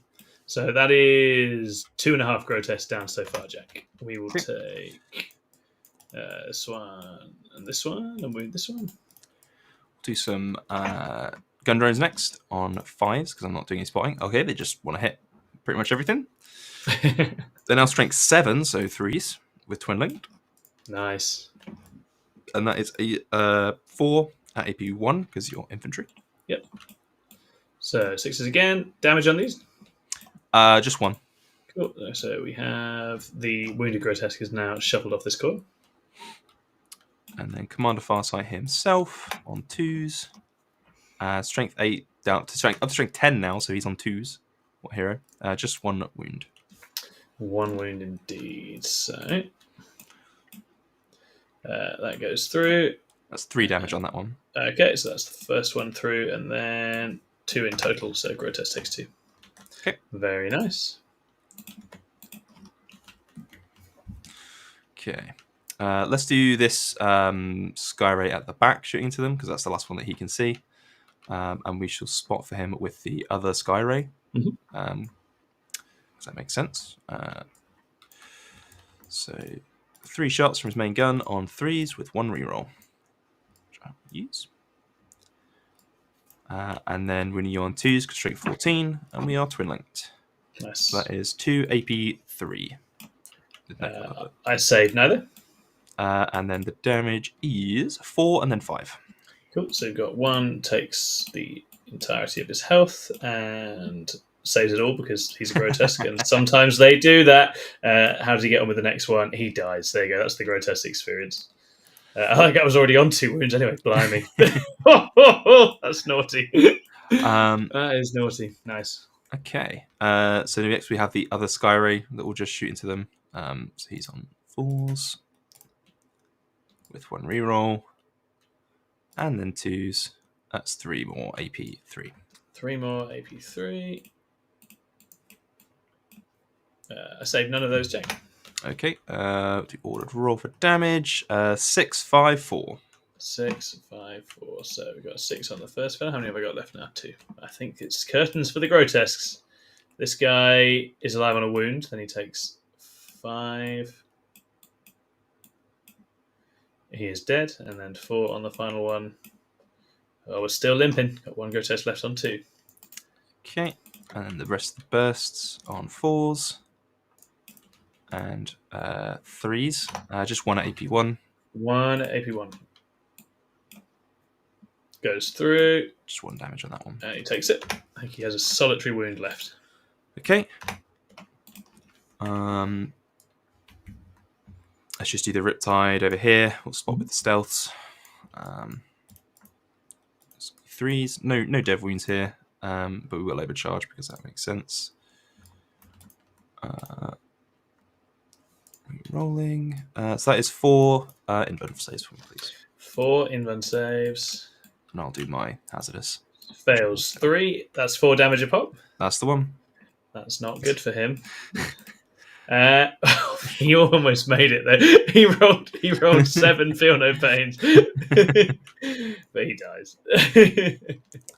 Fantastic. Oh, God, they are ridiculous. They're a silly unit. They're a very silly unit. Okay. So, that leaves me. That's basically going to be my turn. There's nothing else I can really do. Mm-hmm. So, question here is, do I keep Bring It Down? Because that at least makes you somewhat scared of bringing out these guys. How many wounds did Talos have? Is it 7? They have 7 apiece, yeah. Yeah, okay. So they're 2 points each. They're not so bad Raider. I mean, most I'm going to get there really is 4 points if I really push it. So I'm not going to keep Bring It Down. You discard that for a CP at the end of my turn, putting me on 2 because I have got a free strat from Farsight and I spent 1 on the new mission. Makes complete sense. So I'll get 5 points for Extend. You will. Both of these off, and it is Sabotage will complete 3. So 5 each on the secondaries, end of round 1. And then we're going to my turn. I'm taking 10 on the primary. And all in all, it's going to be a continue making things happen. We don't want to get too much attrition, but Jack has the threat of some rampages coming in that mean I have to play in certain ways, and that's why Rapid Ingress is beautiful. So let's see what the cards want, and we'll go from there. I do, of course, have my Hellions in reserve as well. The cards would like Extend Battlelands. Oh, Cull the Horde. Do you have any Cull the Horde? No, it's 24 again for the rampages. Nearly, but not quite. Okay.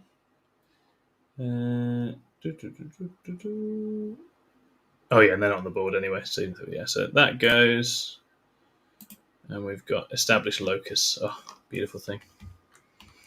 So Urian lives to do locuses. That's his favourite thing to do. So he'll do a locus, and then I think it's going to be a case of working out what else we're going to do. So Solitaire is how far? Quite a long way. As tempting as it would be, I don't think that's what he's doing. So what's the max movement of Solitaire? So in his blitz turn, he goes basically an additional 3d6 to his 12 move. Ah, right, okay. It's quite wild. I don't think he's doing that this turn. Yeah, okay. He's very, very quick. His movement 8 base? Whatever it says it is. Let's have a look. And I guess you could advance and charge him as well, right? Yeah. Let's have a look at him. Where is he? Where are you, Sully?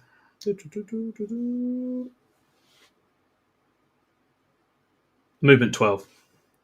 Oh, we've been 12. He's Okay. rapid. Yeah. Plus 18, plus another 6. So he could go 36 in a turn, theoretically. I thought it was 24 was his max, but yeah, he can go real fast. He goes real fast. Yeah, exactly. I'm not going to do that today because I've been guilty of yeeting him too often. So I think we've got these outer layers. We want to kill those. We don't want easy primary being got. So we need to prevent that. But I don't think we're going to aggress too crazily in this turn if we can avoid it. We've got some croup need dealing with.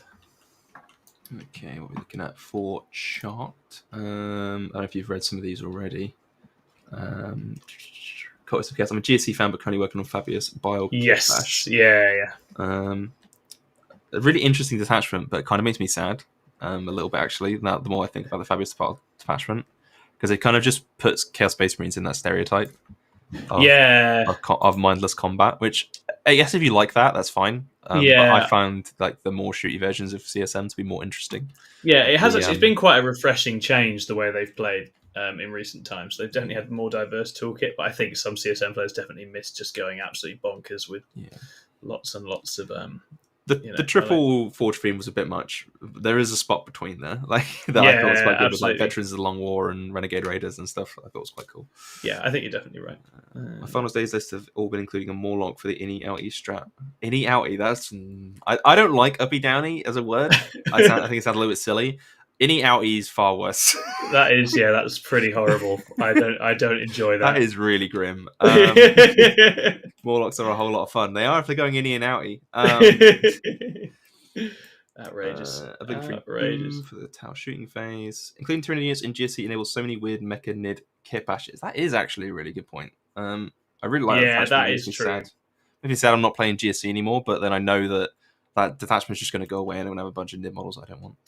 People say hello, bleep bloop. Run on the troop.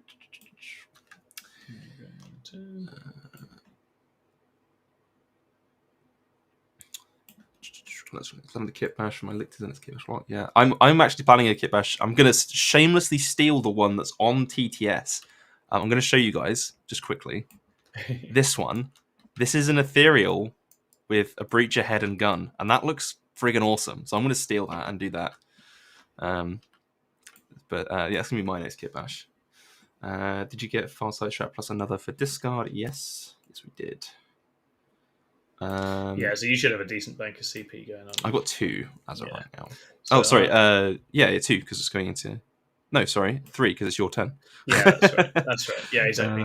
So I'm currently working out... I mean, the Grotesques are pretty close already. That's going to put them in a suitably obnoxious place.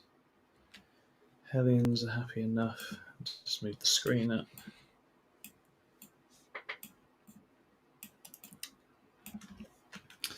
And then it's, do we aggress any further with anything? Do you get Farsight? Oh, I see what you mean. Farsight reduces the cost of a stratagem by 1, rather than giving you a bonus. Yeah, exactly. So that allows those 2 things to stack.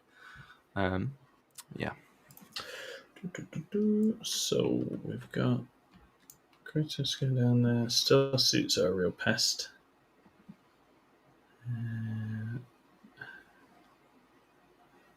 There's potential for dealing with them with Scourge, rather than doing anything too crazy. Which might be the one here. Well, I think what we're going to do is the Court. So Farsight and the guys can go quite quick. Actually, they can go quite quickly if they want to. Can they move through walls, Farsight and gang? No, they're vehicles. Okay, so they can fly over the wall. Sure. Okay. Oh yeah, so you could go kind of up and down. Yeah, that's not a terrible movement, is it? Yeah, with like say 13 inches of movement, I could probably get to like literally the other side of the wall, maybe. Yeah, sure. Okay. My stratagem is I believe my advance and shoot stratagem. It's just in the movement phase, so I can roll the advance and see what I get before I decide if I'm gonna. I get you. Yeah, nice. Do it. So, Court of the Archon are getting out here. Just going to tuck themselves in this little box over here. What we're going to do is we're going to send the raider a casual 20 inches this way. And do 17. And then pivot him. And just pop in there. Because what we don't really want is ingressing carnivores turning up on there and being stodgy. So the raider's just going to be annoying there. I think the Talos probably content enough just tucking up a little bit further. And what we're looking at doing is just having a nice zone so Scourge can come, shoot stealth suits, and then flat back onto here. What have you got in terms of overwatches looking down these lanes at the moment? It's just a devilfish, right? Pretty much. Yeah, pretty much. It's just like 12 strength, 5 shots, no AP from the stealth suits. It's not nothing, but it's not brilliant either. Not worth spending a CP on. So some Flappy Birds will come this way.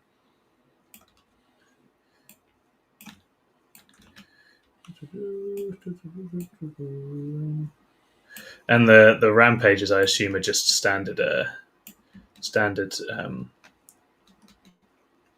strat reserves, not deep strat. You just drop them out of a manta, mate. You just push them out the back. They just come absolutely rinsing it down. Okay, yeah. No, that's fine. That seems legit.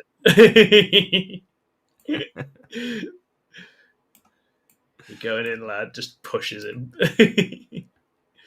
That's too far. So you're not going to be shooting. And I don't think you... In my head, I thought these guys had advance and shoot. The Scourge? Yeah. So they can have assault on some of the guns. Oh, okay. But not others. Gotcha. So... just double check I've not done anything ridiculously stupid. You're going to just keep down this way. I don't think rampages fit there. I think we're happy along the sides. So... Yes, Space Marine intro style scene. That's what I was thinking. So, Jack, that is the end of my movement. Okay. So I'm guessing you're wondering if I want a rapid ingress. I'm just always happy to let you have the space, just in case you fancy it. I do think that I do want a rapid ingress. Yep, that makes sense. The question is, where do I want to go?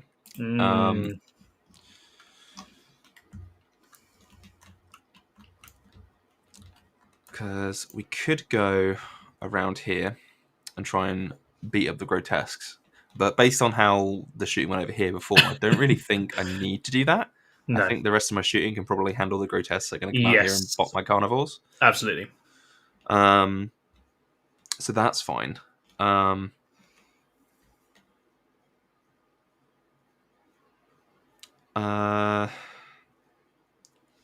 not sure I need them over here.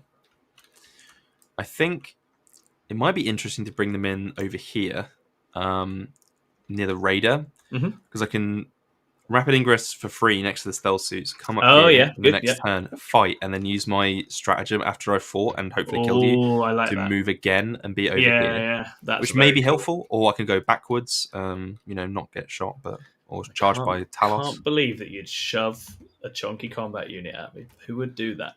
I don't know, a Tau player in this day and age. Yeah, no, it makes sense, man. I think you definitely want to get them in the game, don't you? So it's yeah. So that might be the one. I think, because I think with the troop being on this side, with this massive area of no man's land, I don't know if you can get across this without just me shooting you in the face. So yeah, I think I'm happy for these guys to come over here. I don't think I'm going to lose too much by doing that. So yeah, that makes plenty of sense. Provided that they fit, but they should do, because yeah, that's fine.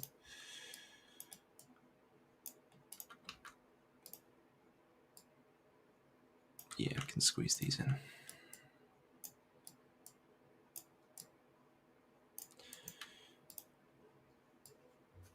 Yeah, that's fine. And that's fine. So yeah, it doesn't cost me any CP because my unit is within 3 of the stealth suits. So it's nice cheap for me. Yeah, and wonderful.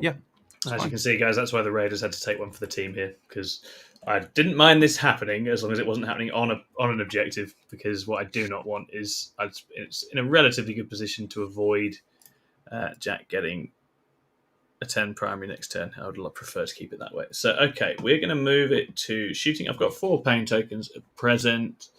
We will, I think, probably empower both Scourge Squads because they are Scourge and they're fickle beasts. And that takes me down to 2 tokens. And I will use one of my 2 CP to bop a grenade on these stealth suits first. We will do 3 mortal wounds. Okay, let's get rid of 1, 2, and then... Oh, no, not that one. Nope, I'm definitely pressing all the wrong hotkeys here. There we go, that's fine. 3 wounds there. Nice one, perfect. So then we will do Scourge Squad here, firing everything. I don't think this one can now see, so we've got 8 shots of Haywire going in on you. What's the damage on a Haywire? Is it 3? It is 3 with Dev Wounds, yeah, that's right. Okay, right, that's fine then. Yep, go for it then. Cool. It's just -1 to hit them. Yep, so it's 5 as you're rolling everything. And then it's winning on 5s too. And it kills 1 with Dev Wounds. It does 1 wound at AP 1, damage 3. So 1 wound is passed, and then the Dev Wounds kills the wounded dude. Beautiful. And they will flap and scap into here.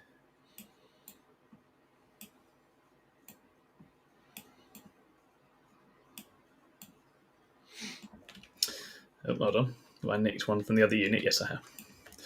So then we have 2 other boys trying to finish our brave fellow in the middle. They have 4 shots to do so. Let's go. So 5s are rolling. Nope. And again, fishing for a 5 here. And they get it. 1 at AP 1, damage 3. So it goes to a 4 up. Oh, he makes it. Very nice. What a pest. Stealth Suit's doing the Lord's work here. So the Scourge will just flat back there. And someone else might have to come out and take one for the team. So we've got... I think the Court of the Archon are going to be best doing the Locusts. We've got Extend Battle Lines. I don't want to use Flamers with the Grotesque because that's going to make the charge longer. It's a 5 at the moment. And for Urian, it's a 5 as well.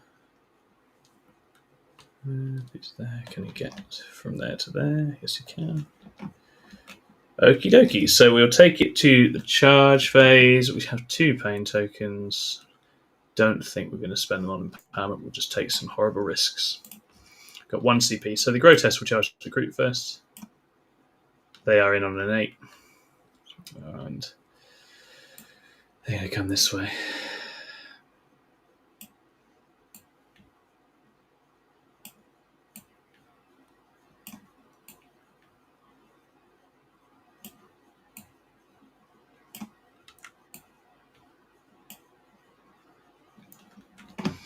And then Urian is going to charge the same unit, looking for his 5. He makes it on a 9. Good old Urian is just going to come to here.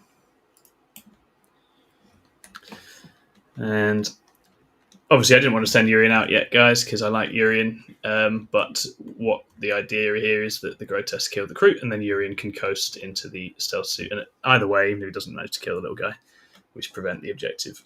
So we are currently on 2 pain tokens, and I am just going to spend the 1 to empower the Grotesques, and we'll see how they get on with the Recruit. So this is 3s rolling 1s. So 3s are rolling everything. And then 3s. So that is 14 at AP 2, damage 2, sir. Shockingly, you kill the Recruit. Oh, we did it, boys! Who would have thought? Who would have thunk it, indeed. And the Grots will just shimmy onto here.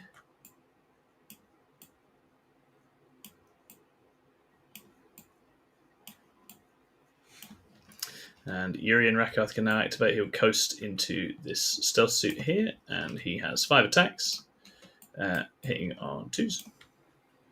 And then Anti-Infantry 2 up. 3, I think these are AP 1 as well, damage D3. Fails one of them. Only 1 damage. It's him down to 2 because he has a Shazray with a thing. Ooh. Yes, a thing. A stealth drone, a shield drone. There we go. Was it Chris Douglas? Trying to start my TTS mods for Warhammer on the PC. Although normally me and my fiance just play in our war room. Yeah, I mean, there's nothing. I mean, TTS is cool for stuff like this, what we're doing now, and for practicing when you wouldn't against people you wouldn't normally be able to, or trying out things you can't do. Yeah. But ultimately, I don't think it ever will beat playing in person. No, exactly. Playing in person is wonderful, and so this allows us to function as a team. It helps us play different people and put on a bit of a show for you without having a nice big studio. Maybe one day when we've got a studio on a yacht, we'll be able to do big live bat reps, but not just yet. I was really hoping that this I know. would be 8 of there, because then I could jump onto that objective. I know, that would have been awesome. As he is, I don't want him to do anything. He's fine right where he is. So that being said, actually, I may have some jack. Do Talos have flamers? They do, don't they? They do, yeah, they do. But he's probably quite useful in that region, I think. I'm just thinking, if I fall back to here and then advance onto your home objective, I'll unsticky this. You would do, yeah. I'd have to reactive move or some other nonsense to prevent it. That'd be my best. Yeah. Do you have reactive move for this? I do, yeah. It's 2 CP though. It's pretty brutal. Oh, okay. Fair enough. But yes, I can see that there's quite a fun. Is there any unit? Is there any unit that can do that? No, it's just infantry. Just infantry. Okay, so E6 if I'm winning the wager, which the Drukhari currently are. So okay. Yeah, it would cause me some headaches for sure. Right. So yeah, I'm not gonna do that. It's not worth it in that case.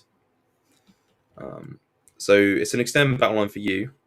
Yeah. And Locust from the court. Yeah, exactly that. You can hit me with your stealth if you like. I won't waste my time. Okie dokie. And that puts you to 5 primary. I will hand it over to you, sir. Okie doke.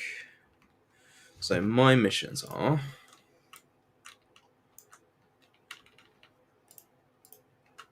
Behind enemy lines and mark for death. Ooh. What would you like to mark for death? I will mark the... Oh, let's have a look. I'll mark the Hellions, the Cabalites at the back there, and the 2 Talos tucked behind this ruin. Okay, mark for death and... behind enemy lines. And I forgot to pick up my Vespid again. I'm just feel free to do so. Yeah, not. Is there a thing you still not used to doing? Sorry. No, that's fine, mate. That's all good. Just pick up one unit Vespid per turn. Right. Okay. I shall work chat whilst. I don't even. Yeah. I'm just going to open my window, keep the room cool. 4 CP right now, so I could sack Mark for Death and try and get something scoreable. There's a lot of stuff that I could do here that would be decent for points, so I think I'm going to do that. So I'm going to discard Mark for Death, and I'm going to get Sabotage. Not really what I wanted, but life goes on. Right, okay. So let's start with some movement. So my rampage is going to come this way. Then Reed said, my last opponent told me you had to discard Mark for Death prior to learning what your opponent marks. I didn't know if that was the case or not. I don't believe that's true. I've not encountered that one before, no. I've never played it that way. No. But I'm pretty sure it's not the case. Yeah.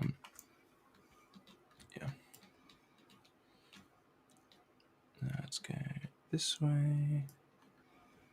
Devilfish, baby. Breaches down into here.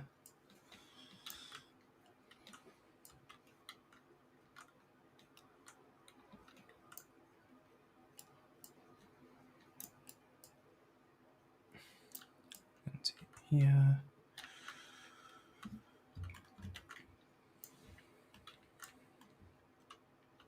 So you got some tower pushing out now quite nicely. Coming to get involved.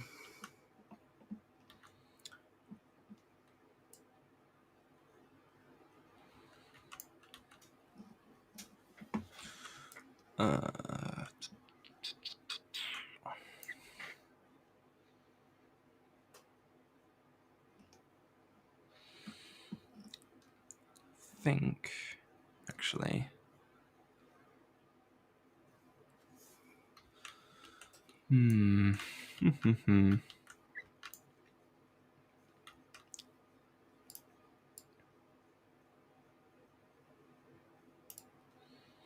Should get him a line there.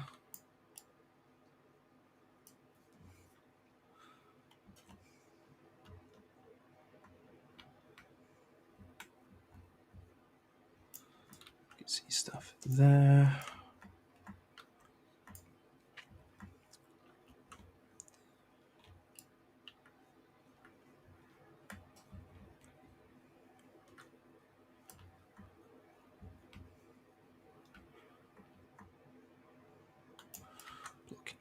Blocking.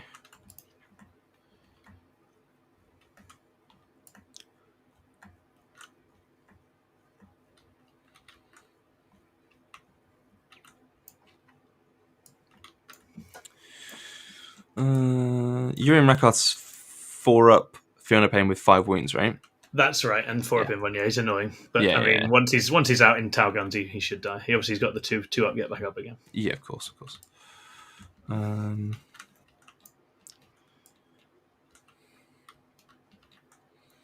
So that's fine. He's not alone up, is he? No, he's not. No. Okay. Had a mild panic attack there. We can. These guys forward.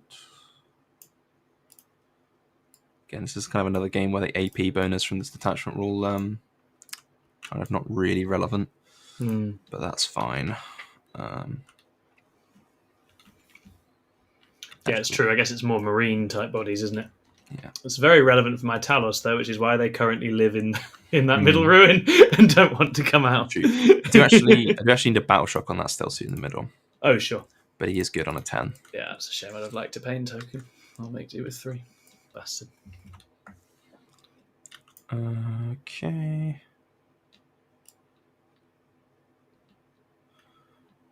So I wish it was sabotage, wasn't it? I guess we'll just come back here. It's fine. Right. Then these guys. I love ruin rules. Okay. So we're going to have to advance these guys to get them all to shoot. 1 inch is fine. Oh wait, no, it's not. Hang on, sorry. Shit, I'm gonna take that back. That's cool. Need to not advance these because I want to charge them. Yeah, that's fine, mate. Oh, he's clever. Yeah, nice. Okay, we'll just make sure Farsight lets me know how far he's gone.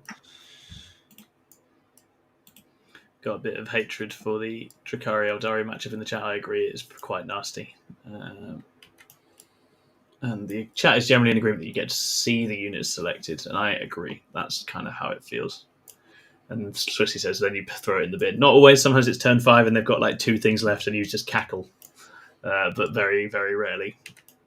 And as Nightbot says, guys, if you haven't already hit like and subscribe, please do. And if you want to leave us a comment on the video, that'd be incredible as well. That all helps the engagement machine. You know what algorithms are like. And Theo says, Fight Night. This is crazy. Hello, Theo. Nice to have you here, buddy. Yeah, good viewership for this one as well. It was awesome for the first one back. Very exciting. Okay, let's advance the unit over here. 6. Maybe I should have auto-advanced them. That would have gotten the distance they needed. Yeah, probably would have done. That would have been smart. Okay, so we're going to go...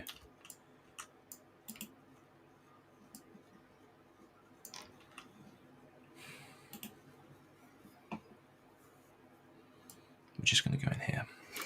I think there's not really anything else we can do with them. Disappointingly. It's quite a large error on my part. Is there something you need to adjust, Jack? What's happened? No. So if I had auto-advanced these guys 6, then that would have got me in range to within 9 of these guys. For the I burst, for the boost. Just do it. That's fine. It shows off something from the detachment. It's fine. In fact, hang on. Have I just egregiously measured this wrong anyway? That's 14. No, yeah, I needed like 1 more inch. Oh, really? Okay. So it would have been a it would have been like it would have been a 4-inch advance. So yeah, I probably should have just auto 6 advanced. Feel free to do it. That's fine. Okay. We are learning the detachments. There's no problem. Sure. Go for it. So, and that means what? What buffs do they get from having the Kroot nearby? Because this is the buff that the detachment gives you, right? What it means is it allows me to use +2 strength on the star sides rather than +1. Yeah, beautiful. Which makes them winning on 2s rather than winning on 3s. Which is very, very nice. Of course, because Farsight with that's nice comboing. I like it. Yeah, that's the main key thing there. Beautiful. So let's have this guy come forward a bit, just sit on the objective.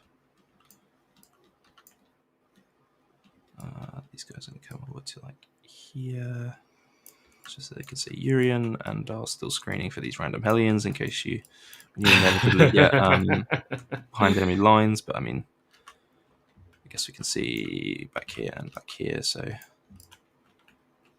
no actual threat because I can just. The nice thing about Skyrays is that they have 4 rows to hit on their Overwatch. Yeah, they are very good Overwatch for elves. Very good. Yeah. Like my Scourge have to be very careful as well. I think I'm happy for my Delphish to be in transport because I don't think you like things that are just in a transport. I think that's just annoying for you. I don't. I hate them. I can't stand them. Right, okay. If this plan that I'm planning works out, then I'll be very happy. Let's see it. Hopefully it works. Right, so is there anything else? I do need to bring in my other Riptide from reserve. Keep you. That was the other thing I was planning on doing. I don't think. Oh yeah, Salted's way back there. That's fine. Yeah, you got loads of room. You're good. You just need to go. I don't know if I do have loads of room, to be fair, because I am just barely in range of this guy. Oh. Which would put me just. In fact, I don't know if I can. No, your ones don't have the thing. That's fine. I just have to go back here instead. Yeah, that's cool. He can still see the grotesque, can't he? So yeah. Yeah. Several of them.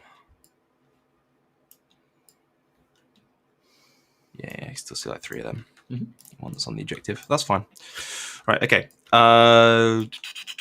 That is going to be it for movement. That took a little while. A little longer than I wanted it to. Oh, no, sorry. We got Deep Strike for the Vespid. I don't believe you've left anything in your... I don't think so. Maybe. Actually, maybe down along here, to be fair. Show deployment zones. You might be all right there. Possibly. Cheeky Vespid. Oh. It looks good to me. Looks very good. Uh-oh. Black. Beautiful. We love to see it. So they're going to do that. Makes a lot of sense. So that's behind enemy lines. That it is. Cool. Right, so shooting. And then we have the fun thing where we have to do this in the correct order. Shooting is fun like that. So we'll start with this Riptide Battlesuit because you can see the fewest things. Shooting these grotesques. And we shall spot with Farsight's unit because why not? Cool. Because they don't need to be spotted for. So, hitting on 3s. Nice. If only it was carry on. And wounding on 3s. That is 4 invuln saves for me, please, sir. Cool. And these are damage 4, yeah? Yep. So we make 1. So hazardous now. I fail my hazardous. Oh, it doesn't let me roll in 4s. That's okay. So first one lives on 2. Then he takes another one. He dies. And then the third one lives on 2. Okay. So you got. Then we'll do the plasma, which is a hit and a wound. Damage 3. And a wound. Damage 3. Very nice. Oh. Doesn't make that. So he got 1 on 2 wounds. He's got feeling pains to make. He is alive on 1. I had a feeling that was going to happen. Yeah. The missiles. 2 more wounds. Damage 2. 2 more wounds. Damage 2. Fails both. So next shot. Doesn't die. What a bastard. and then does. That's fine. Cool. Then we'll do the second Riptide, doing the same thing. Shooting into these guys. Mm-hmm. And we will spot with the Skyray gunship. We'll bar 1 hit and 3s again. Ugh, yikes. Just 2 wounds. 2 wounds indeed. So hazardous. He doesn't fail. Saves 1. So we've got a fresh guy now on 4. Takes 2. Okay. Let's do the drones next. Drones get 3 hits. Drones get 2 wounds. Or damage 2. 2 wounds, damage 2. Failed both. So you've got a guy on 2 who is alive on 1 and is then dead. Nice. And then my plasma. Which just misses. That's fine. Mm-hmm. Skyray now on 4s, re-rolling those 1s. Re-rolling a 1 failed. Nice. Sorry. So that's 2 misses and 1 wound. So 1 wound. Doesn't save it. A mighty 2 damage. Oh, quaking. And he takes 1. Then the bursts. 2 more AP 1 from damage 1 from the bursts. 2 more AP 1 damage 1 for the burst. Both go through. Damage 1, you say? Yeah. So he dies. No, he's on 1. My bad. Okie doke. Next we'll do Farsight's unit, shooting into the grotesques. Mm-hmm. So it's just going to be 4 flamers because this guy can't see because the rules of this game are fantastic. It's 46. And I will be spending Farsight's free stratagem here for +2 strength again. Yeah, nice. The most average roll in history. That's 14. Wow, beautiful. Winning on 2s. That's 12 saves for me, please, sir. 12 saves indeed. Save 2, and then feel no pains. We save 3. So I think we had a grotesque ready to die. So he's gone, then his buddy is gone, and there's 1 on 2 wounds left. That was quite possibly the most average roll I've ever seen out of anything. That was all very, very average, wasn't it? Right, and then Farsight himself. 6++ roll. 2 hits for Farsight, 1 wound for Farsight. He's consistent. Okay, beautiful. 1 wound, was it? Yeah, 1 wound for Farsight. Okay. I do not save it. What's the damage? 3. Okie dokie. Should kill this last grotesque. But they do love to roll more 5s. Nope, this time he respects Farsight too much and he lies down. Hero. He knows a real fighter when he sees one. Hero of the Empire. Let's do these Vespid into the Scourge. Because yeah, makes complete sense. Makes Go me for happy. So 10 shots on 4. Do I spend a CP for rerolls to wound? I mean, if you're getting a go at some Scourge, it is quite nice. I've got 3 CP. I want to spend 1 for a thing in a minute. Yeah. No, I don't want to get greedy. I don't want to get greedy with CP. That makes sense.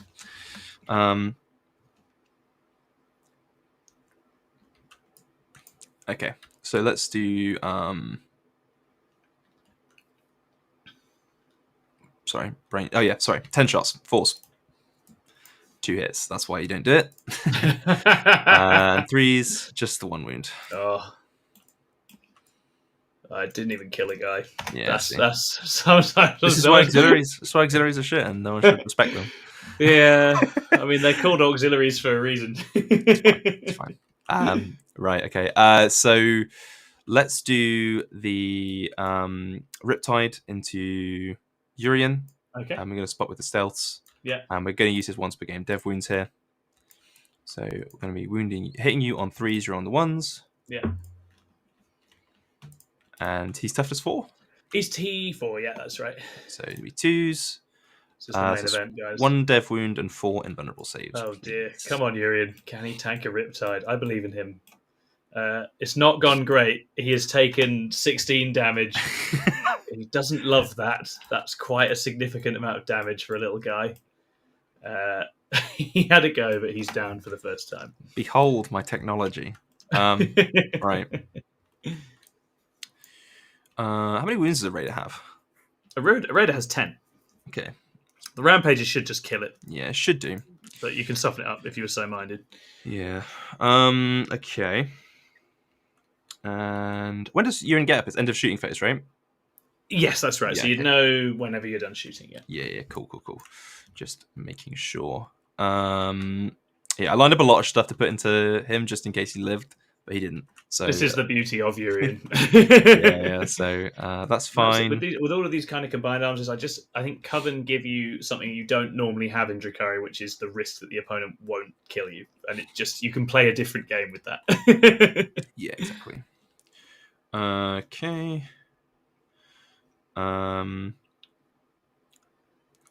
Right. So let's go for charges then. There's no other shooting. Cool. In so terms of is Urian coming back from the land of the dead first? Yes, with a plum. Woo! And just before I decide to do a sabotage or not, what's the range of the shooting attack on these guys? They are 24-inch range. Right. Okay. Are they flamers? 24-inch haywire, 12-inch flamers. Right. Okay. It's just one shot from the haywire, isn't it? It's 2 each. 2 each. Okay. Yeah. With twin link.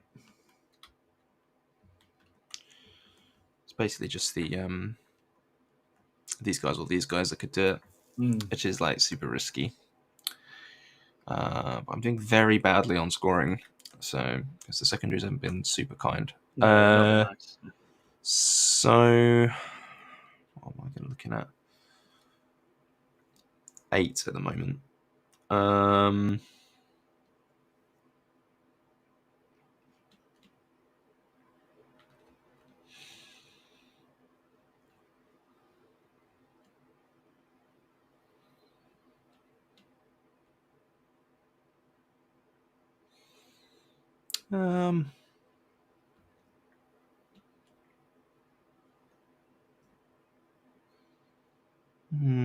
I'm not actually sure. I'm not going to try it. It's always going to be a mistake, I think. Mm-hmm. So we're not going to sabotage anything. So charging. We're going to charge the Star Scythe unit into Urian. Let's do it. See if we can kill him a second time. Make him double dead. A 7. Just like 4.7 to there.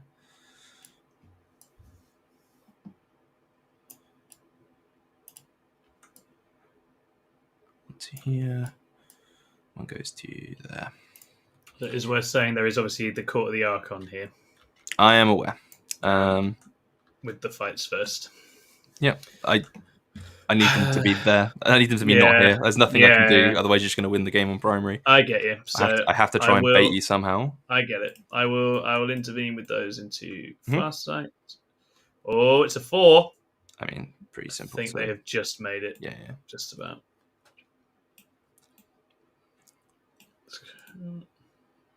What's nice here, though, is that he's not contacting, so... Yes. Oh, but you fight first, so it doesn't matter. Yeah, so it's irrelevant. But... I rolled kind of low on the charge, so I didn't got Farsight in here, so I'm now not going to kill him, so I'm kind of just hoping this unit lives, which is what I was basically doing anyway, but... Yeah, makes sense. It's what it is. We bait this unit out, so... Yeah, exactly. Cool. Any other charges? Yeah, obviously the rampages are going in. Oh, God. Luckily, I think that's still close enough. You've made it. Yeah, you've made it. I was really hoping for a better charge there, though. I get some distance. Yeah. This might be a death by 1,000 cuts kind of situation, though. Still got time. Okay. And that will be the end of that. Unless they wanted to try and bomb a 10, but I don't really... I guess because I've intervened, you don't lose much by trying, right? Because you can end up denying primary here. Although it's like, I think now that the court's in the middle, it's probably not going to make a difference. But I mean...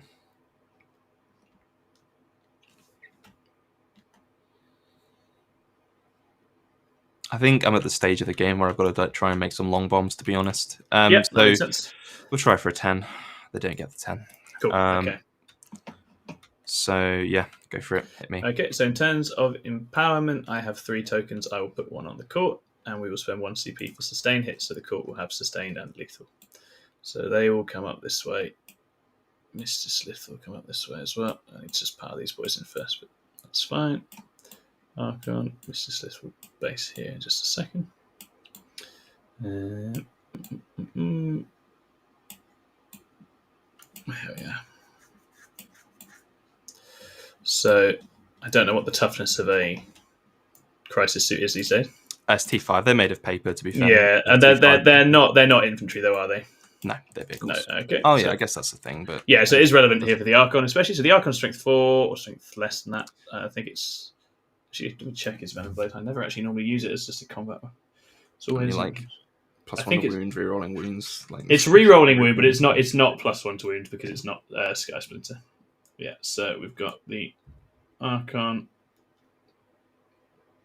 strength 3. So it's 2 is rerolling with sustained lethal, and then 5 is rerolling. So both the Archon first gets 2 additional 2 lethal, and then 5 is rerolling for himself. Does in total 6 at AP 3 damage 2 from the Archon. AP 3, did you say? Yes, sir. Yeah. Damage 2. Damage 2, sir. Yeah. So it's 1, 2. Yeah, because they absorb the extra wounds. Nice one. Cool. That's good. Then you have the Slith coming in and hits 3 times. So I'll just leave him at that. He's strength 5, so he's 4 0 rolling. That is 3 more. Same deal. AP 2 damage 2. Just 2 damage. 8. Okay, doesn't matter. Yeah, just 2. And Lamian. And 5 0 rolling. Just 1 at AP 3 damage 1. Sheko says AP 3 out of a transport. Is that a thing? The +1 to wound is from transports in Sky Splinter. We don't have that here. Oh, okay. Yeah, there's no the AP boost in Drukhari is from pain tokens now. That was a change a little while ago. Yeah, I have no idea which bus come from where. Yeah, so with the court, it's a very confusing unit in a lot of different ways. AP 3 on that one as well? Yeah, just damage 1. That was only 1. Okay, so 1, 2. I should have split it out. We'll say one of those was on far sight. That's cool. And then Eric the Urgle and gets 2 lethal, 2 sustain, misses 1. And it's quite strong. So you have 7 from Eric, AP 1 damage 1. 3 ups. 3 more wounds. Cool. And you have Cyberite. Hits 3 times. 3 at AP 2 damage 1. He's dead. Okay. Ouch. That was lame. That's nasty. So basically, what I was hoping to do here, for anyone watching at home, was jump out here, kill Urian for the second time because obviously I can't kill him in one phase. Yeah. Because otherwise he just gets to run around do whatever he wants. And then even if I didn't kill him, I could fall back out of combat and like do jank and stuff. Yeah. That was the hope. Because obviously he could have, which Tom obviously did, but he could have Rapid Ingress come in here. But that does like bring them out, so it kind of like forces them to play the game a little bit. Because realistically, the only unit this thing can kill is Chaff and the Crisis unit. Yeah. So it doesn't really like your other more scary things. Yeah, exactly. So these guys are less threatened, so it's like less bad if he's come out. But as long as they're here, they're basically invincible to my army, so I can't really do anything. I have to get them out of there somehow, which basically means sacrificing a unit. And it's just unfortunate that I tried to get something while doing that and failed epically. But it is what it is. There was also the chance that you don't go for the Rapid Ingress. Because then, I think the Urian and Fights First trap in Drukhari is just, this is how you play the middle of UKTC. And as Jack says, it's horrible to interact with. It's really hard to stop. Very, very obnoxious. Okie dokie. So what next, sir? We'll do the Rampages activation. Oh, I don't feel good for my raider here. Oh, did you do your Impact Mortals? I didn't do my Impact Mortals. No. I've only got 3, so I'll do those quickly.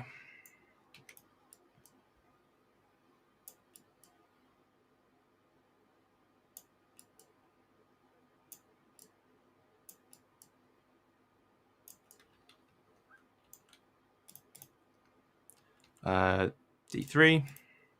2 more wounds. Okie dokie. So it goes down to 8. And I might as well spend a CP for reroll wounds here because Okay. I kind of have to kill this thing now. Because if I don't, I'm kind of screwed. Yeah. Which I might be anyway, but we'll live. So 24 attacks, hitting on 3s with sustained. Mighty 1 sustained. Okay, and then it's going to be 5s. This is why we reroll. Got 4 wounds. Cool. Damage. 2 AP 1. It takes 6. Okay, and then the riders, which are absolutely do not remember how many attacks they have. I've definitely played this unit loads of times. 3 attacks each. Nice. Okay. So that is 18 attacks on 3s, but no sustained. And then strength 4, so reading on 6s, but +1 to wound for lance, so 5s. Yeah, nice. And a reroll to wound. So that's another 5 at AP 1. 5 at AP 1. He did. Does he pop? No. The raider is mullered. And then my guys will come back to here and just get themselves some cover, I guess. That's all they can really do.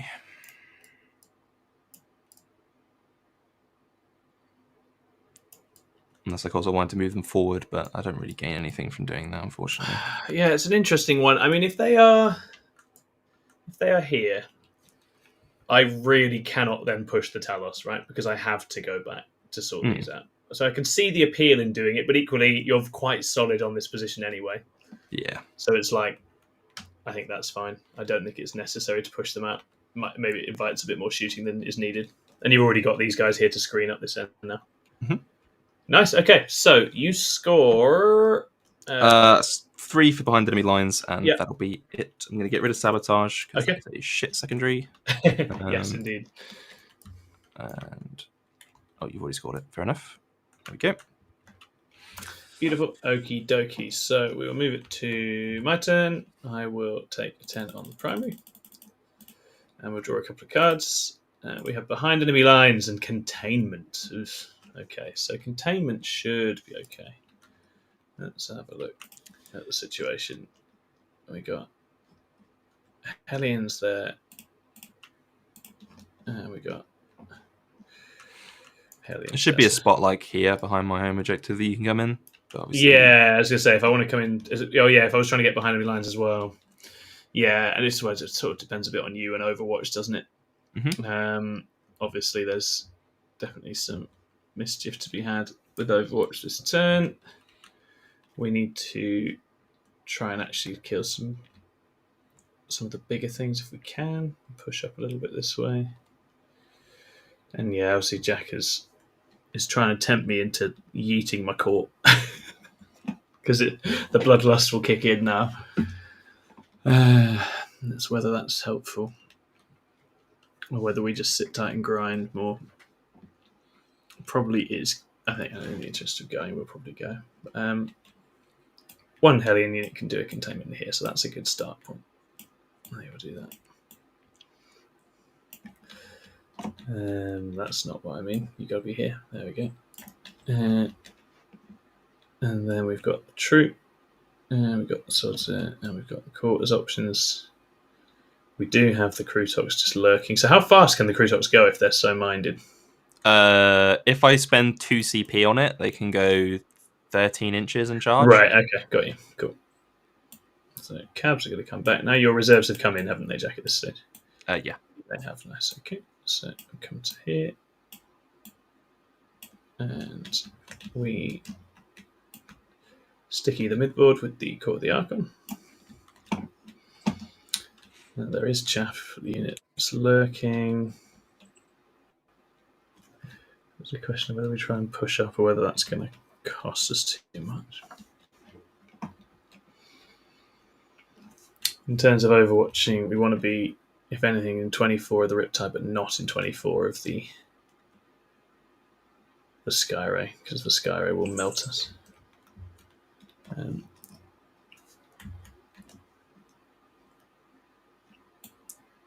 think one Haywire Scourge will attempt to do that, and you'll have to let me know if it can actually get there or not.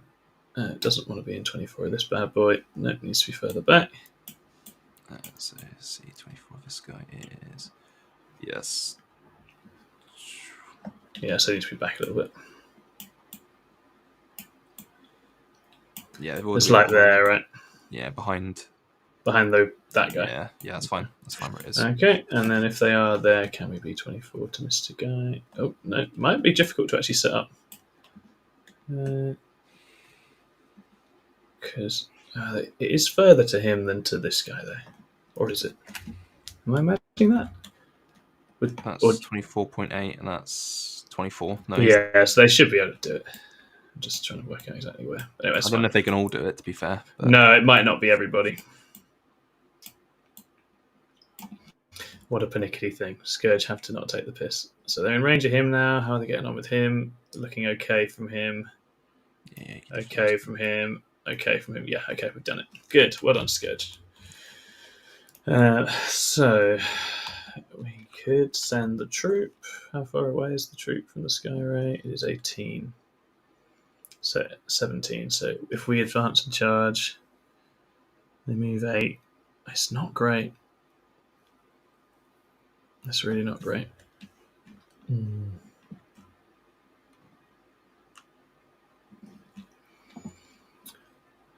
So, and then we've got to clean off the Vespids. So we've got other shooting there. Other shooting there.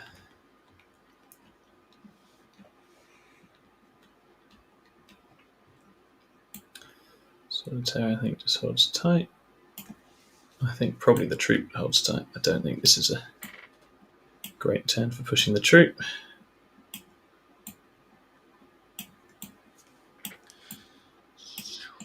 Alright. How is the chat going on? Yeah, I was just about to check. That's from this great selection of the decision process and risk reward evaluation is really educational. Oh, that's what we do. That's what we do.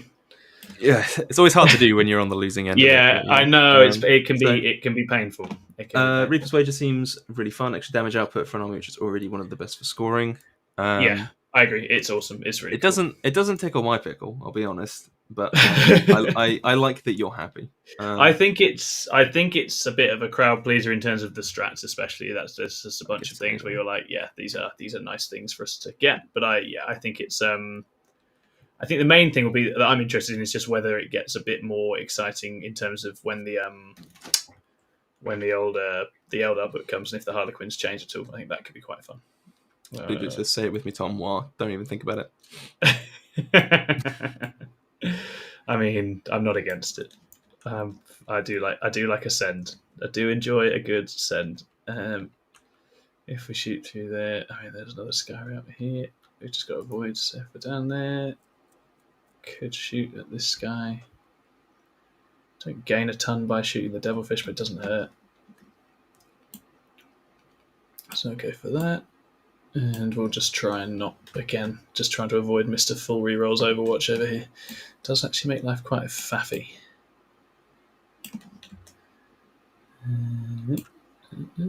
You know, like, his burst count's only 18-inch range, right? Yeah, but he's got his the one at the top, yeah. He's got his rockets, right? Yeah. So they can get back. Do we send Talos? I guess if we are. Let's do Court of the Archon coming this way.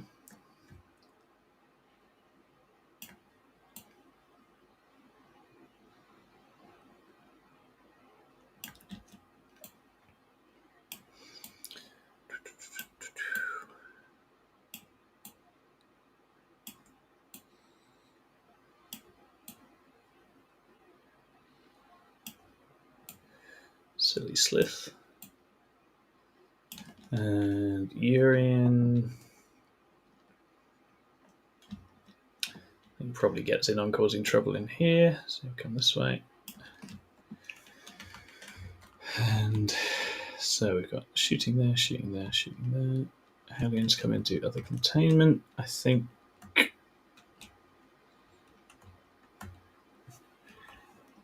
Yeah, let's push some Talos out. Let's do it.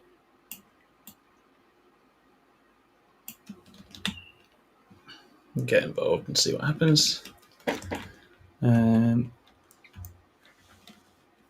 So one thing with Talos guys is you want to kind of get them out when there's a good turn to get them empowered, because once they're empowered by killing a unit, they can reroll all the time, and that at that point they get very spicy.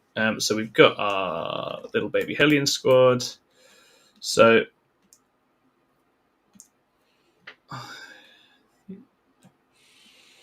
Okay. In my experience, typically learn more from losses than wins. Hard won experience, of course. That's always the way. yeah, absolutely. You'll teach me the way to the send on Monday for Bloop Bloop. I don't know if you know Bloop Bloop. But... I think that's Alex Chancellor. Oh, okay. And Alex is a lovely player, but he's guilty of playing quite chill, and I'm going to teach him to play not chill with orcs. I think it'll be really fun. Jacob Cheng says, "Real question is WTC or UKTC terrain."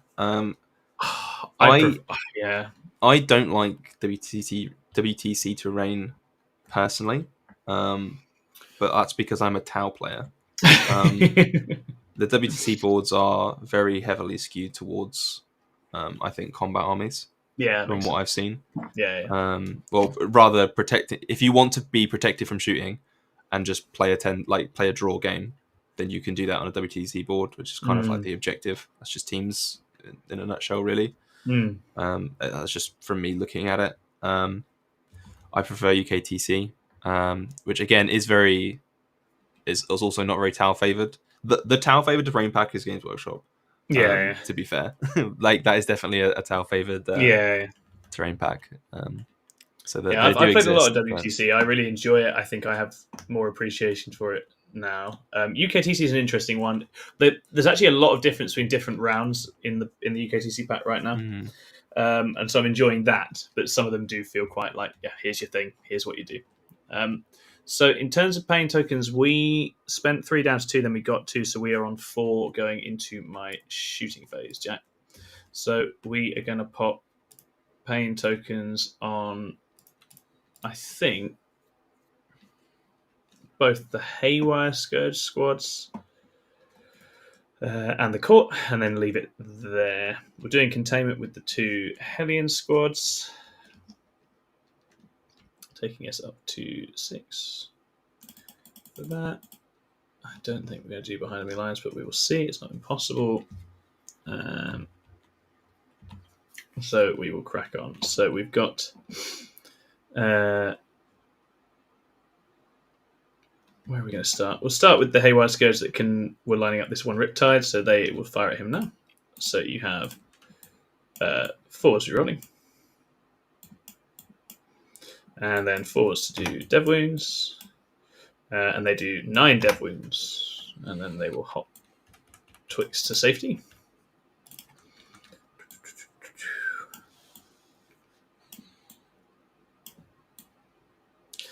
And then the other squad with the rerolls here haven't lined up anyone down this way because they're getting Overwatch. So they'll just put their shots into the Devilfish. I don't think they can see the Riptide. So you've got 4s rolling from them. And then 4s again. And they do just 3 dev wounds. 3. And then they will piss off.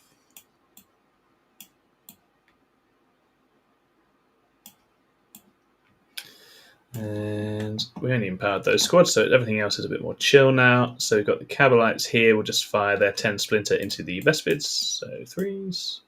Ooh. And then 3s. And so that is 4. No AP, damage 1. We're just trying to soften the Vespid up for a potential kill for the Talos. No, they fail every single save. Nice. So we have just the one there who the Talos will then. Sorry. Oh, sorry. Let's take it out a different one. Yeah, no worries. So the Talos will flame this guy. They are able to fire some Haywire at the Riptide, so they'll fire the Haywire at him. So 6 hits on the Vespid, and this is 3s with Twin Link. So that is 5 AP1, damage 1. They fail every single save again, so Okie kill beat dokie. twice over. Yeah, nice. So the Talos now get always empowered, but not in this activation. So 4 shots at the Riptide. They hit him just the once. Twin and they don't do anything. Cool. And then the other 2 in the middle will fire at the Devilfish. And they hit you twice. And they do 6 devil wounds and call it a day. Nice, so the Devilfish lives. And then I think it's... Oh no, we did juice the Court as well. That was where the other juice went. So the Court is going to fire...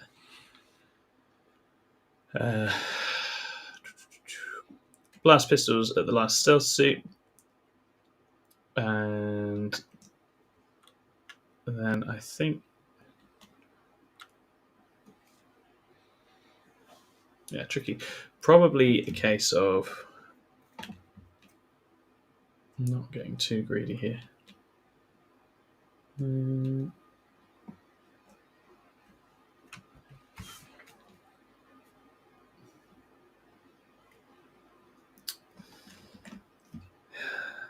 Yeah, they're too far away from anything else. So, Blaster and Dark Lance at the Sky Ray here, and then other assorted guns into the...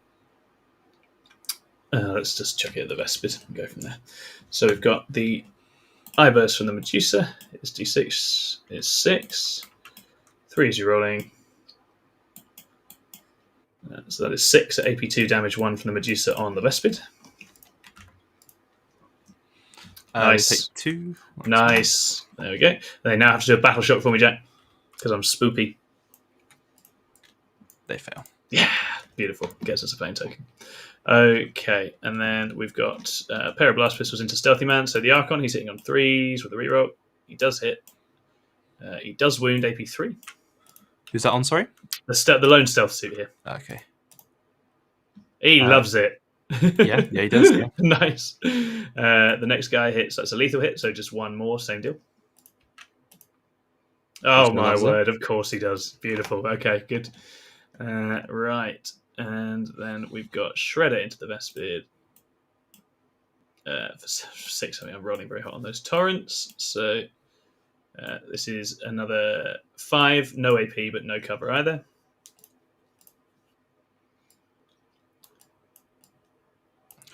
That doesn't matter. AP1, right? No AP, no AP. That's 3, so they're dead. Yeah, it does get them. Yeah, okay. And then we've got just a Dark Lance at the Skyray gunship. So 4 re-rolling. Hits, winning on a 3. 1 wound at AP3 on the Skyray. No. Okay, so D6 plus 2 for 6 damage. And then you've got the Blaster at the same guy. Is a lethal hit for AP4. So he won't have a save there, will he? I don't know. I don't think I get covered there. Is this guy here, yeah? Yeah, I don't think I get covered there. Okay. And that does only 2 damage. Cool. And then Urian's got his box of snakes. Is that worth doing anything? Probably not really. I mean, he's only got it once per game. He might as well fling the box of snakes at the Skyray and try and do some damage. So it's 3d6 for 13. And this is just winning on 6s, but 6s are dev. So he does a solitary dev win. Nice. Cool. Okay, so then we're going to charges, and despite his egregious failure last time we trusted him to do this, we're going to send Urian off to fight the stealth suit again. And he's going 9. So he's going to be here. And then the Court of the Archon are going to charge the Riptide. They're going 5.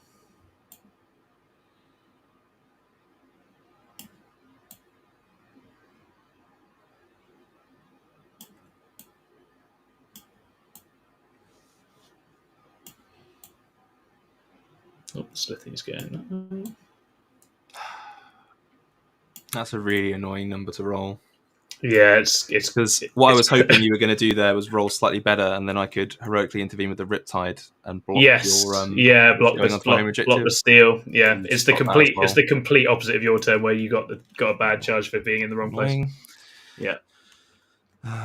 Yeah, I don't, because I'd have to not only roll like an 8, I had to roll a 10 because I'd have to rotate as well. So yeah, it's not going to happen. I don't think. cool. I'm not even close enough, anyways. I don't know what kind of drugs I'm on. And I guess that's part of me hoping you were going to roll higher. So Talos would need a 10 for the rampages. I think we just chuck one on and see what happens. They don't make it. Cool. And so, in terms of pain tokens, we generated 2 kills in the phase there, and we were down to 1, so we got up to 3. We had an extra one for the battle shock, so we're on 4. So we will spend 1 on Urian and 1 on the court. So cool, pile in. And obviously, as Jack has correctly identified, just trying to get cabs around this way. I'm going to leave one just not in combat, because that's where all the good OC is. That should do it. And we'll see how they get on with the Riptide. So we've got the Archon going first. I don't have any CP, it would seem. So what did I spend it on? I spent it on... I should have 1. I've not spent it on anything, but actually we won't go for stinks. We'll just go for lethal. So we'll see how we get on. So the Archon, 2's rerolling. Just fishing for lethal. Gets 1. And then 6 is rerolling. So 3 at AP3, damage 2 from the Archon. Nice. Okay, excellent. And he blows up. Oh! So cool. That's pretty awful. Luckily, that's not in range. Mm-hmm. So your unit can take 6 mortal wounds. Oof! Blimey. I mean, that's very unpleasant. Okay, I'll take the fights first out because we don't need that. Skyray takes 5. To be honest, Court's probably done its job, so we'll just take 6 wounds of ablative Court out. Oh dear. Violent. There you go. Wonderful. Cool. And they'll obviously, they'll be slaloming on to just take that.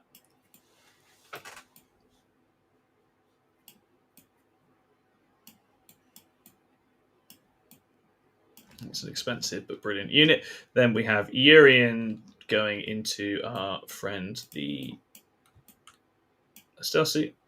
He's 2s. He's rerolling. And then he's 2s. And he does 5 this time, AP2. We got it this time. Cool, nice one. And Urian will shimmy back onto the objective here.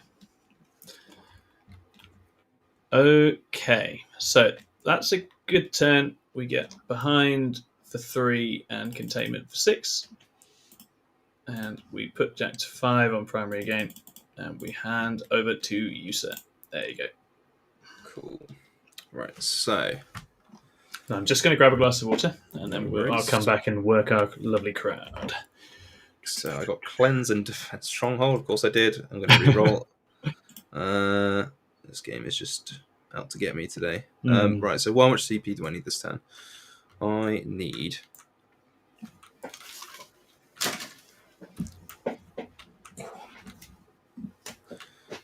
to get rid of a lot of stuff this time. A lot of enemy stuff this time. So...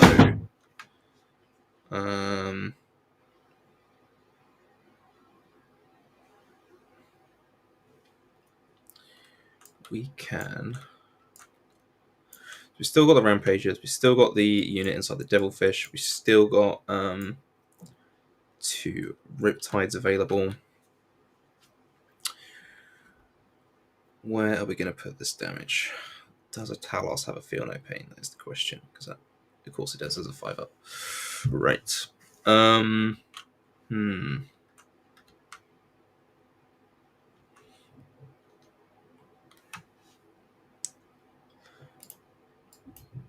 Could spend 2 CP to sit here and do something.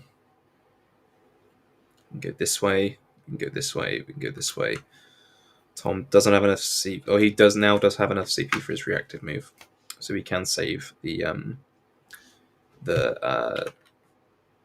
Scourge, which he should, because Scourge are ridiculously good against Tau. I do want to clean up this objective as well.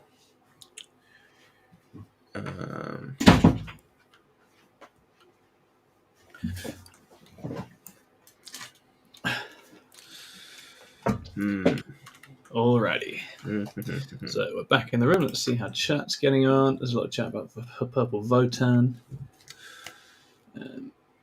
Jacob Chung. Oh, it was Jake who was in. It's nice to have you here, Jake. Spend the CP. And yeah, CSM definitely do like WTC. They love it a lot. Jonathan S. asks, 6 Talos, 12 Haywire bikes. Yeah, I mean, in teams, I think Haywire skew is probably what you do with this detachment. It's not exciting, but it's very good. I don't currently feel like the Harlequin bikes are really quite priced right for what you actually get, but it would work in this detachment. I did spend the CP to re-roll Defend Stronghold into Overwhelming Force. Okay, beautiful. Okay. Against Drukhari at this stage in the game, that should be a 5. You'd hope.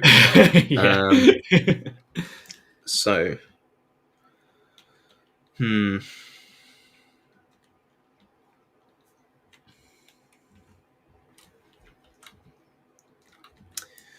Question is how I'm going to allocate my resources here. Yeah. So it's one of those turns where I should get hit very badly here, but it's important that you hit me badly. This can go to here. Yep. That's fine. Oh, you still have TCP for your reactive move, right? I am on 2 at the start of the turn. Yes. How does that work? Is it within 9 move D6 or? It's if you move within 9, I can move D6 with the court. Yeah. I don't think where they are, I'm really going to be able to save them unless if I got a high roll, what would I need to get them into here? I guess I probably could potentially tuck them into here. If you got like a 4, you could get to the other side of the wall, I would say. It would be annoying. It just means there's one less unit that can shoot you there in that spot, basically.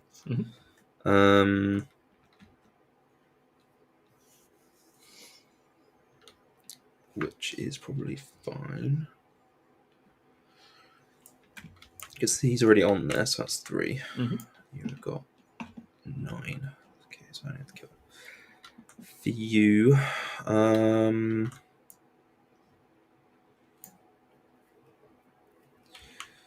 Yeah, I mean, I should kill enough to just get you off there regardless. So the question is, where am I allocating these resources and how much CP do I want to spend on the crew rampages? Because I could just be like, lol, have 4 CP crew rampages. And yeah, I kind of want you to. But it's like, it's whatever you think you need to do. You can do some pretty bonkers stuff with that unit this turn.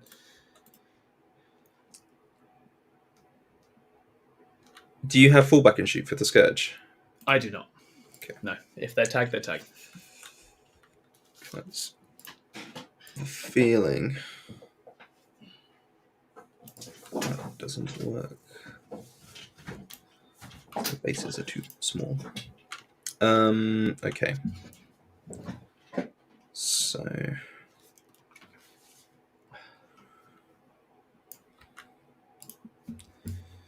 get out 9, sit on that point, take this away from you. These do have flamers, so I just lose half that unit. There's not really any counterplay for that, so I just have to take that to the face right now, I think.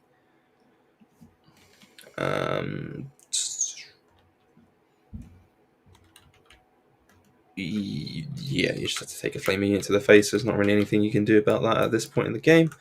And I kind of just have to hope that you roll bad because that's where we are. So.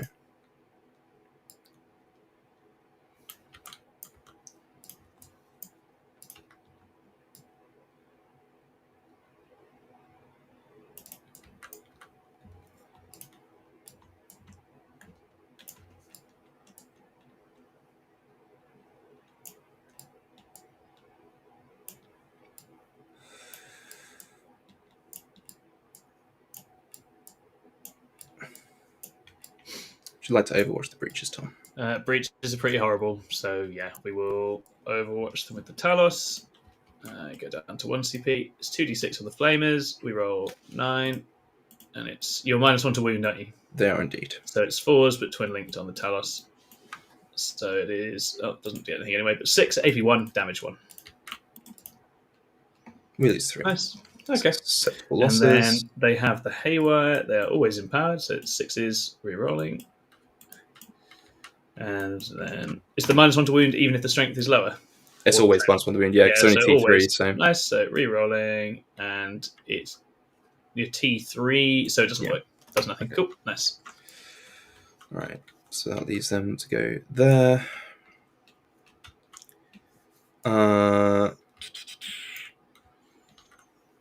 Then we're going to spend a CP to auto advance 6 the Crutox Rampagers. Beautiful, here they come. There we go, 13 inches.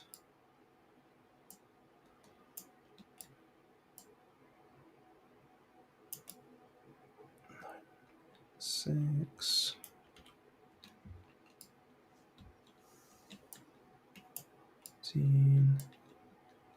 Right. Limitations. That is the furthest one that can go. So it has to come here.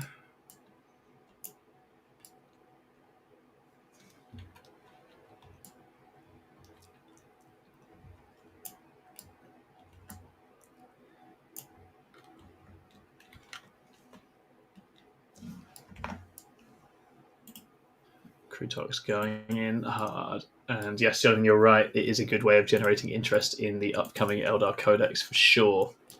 I think, I like Drukhari and Harlequin, so I didn't mind it, but I think players that don't already have Harlequins probably not as much in love with it. But you definitely, I've barely used the Harlequins in this game, you could definitely play it without the Harlequins.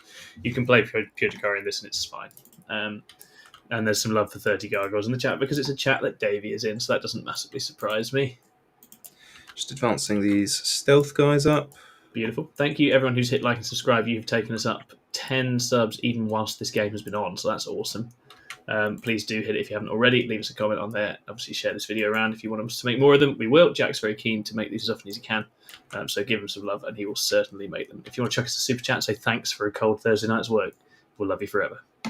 Thanks for supporting 6 Plus. The journey starts here. We're going to have a big, big year. Can't wait to see where it all goes. We're going to be very ambitious this year. And okay.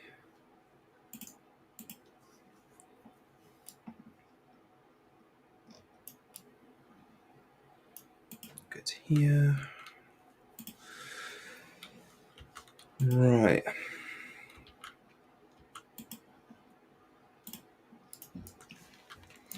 So I need another CP. Oh, I need cleanse here as well. That's fine. I forgot I advanced them. So yeah, feel free to just tuck him back. Yeah, it's all good.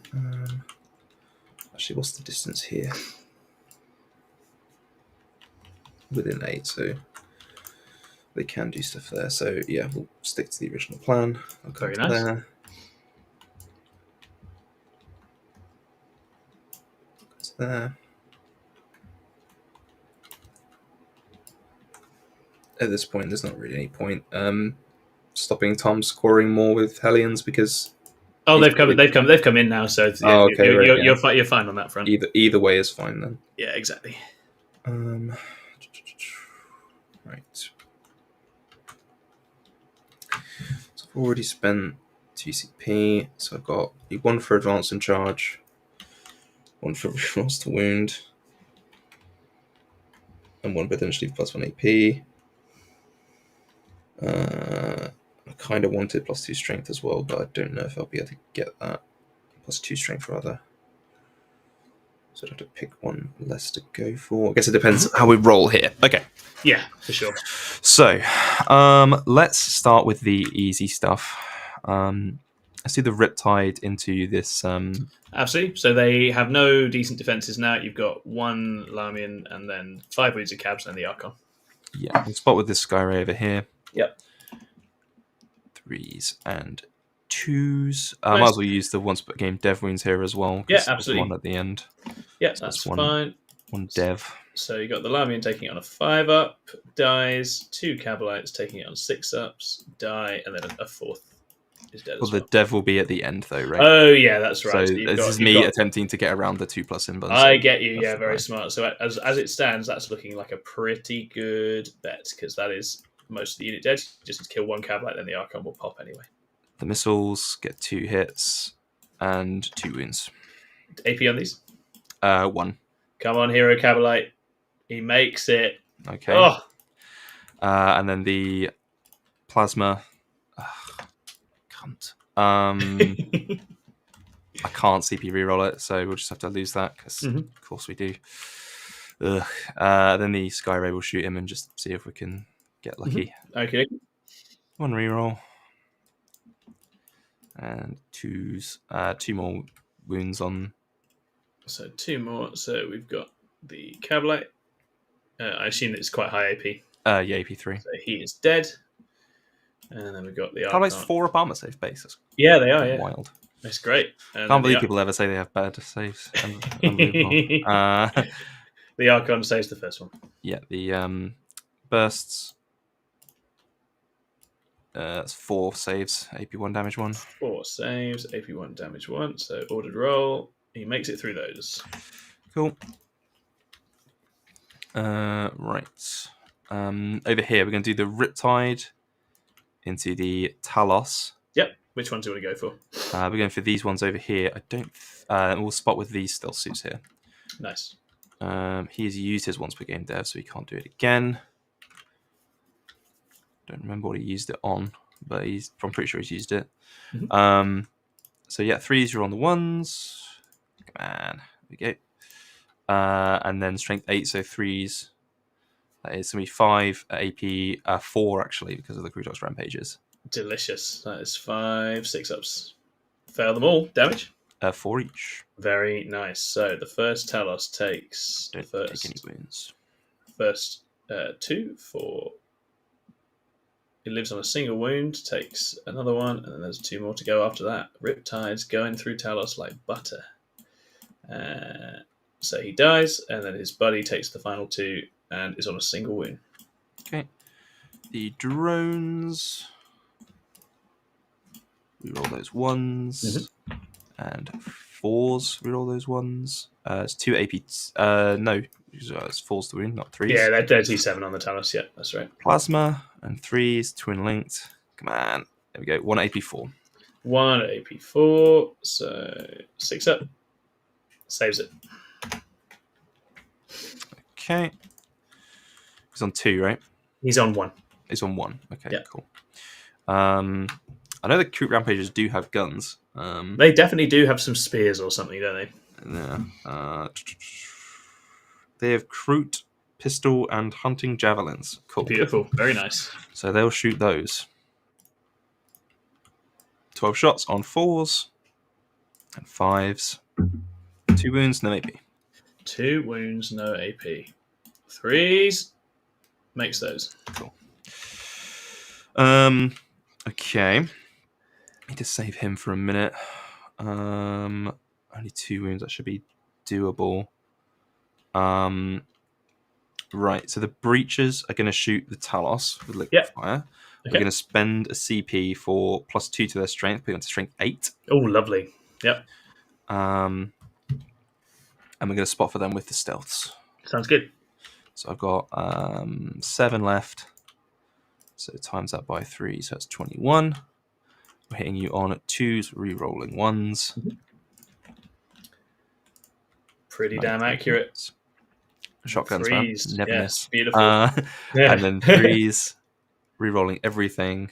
Beautiful. Look at this. So 18 at 18. AP2.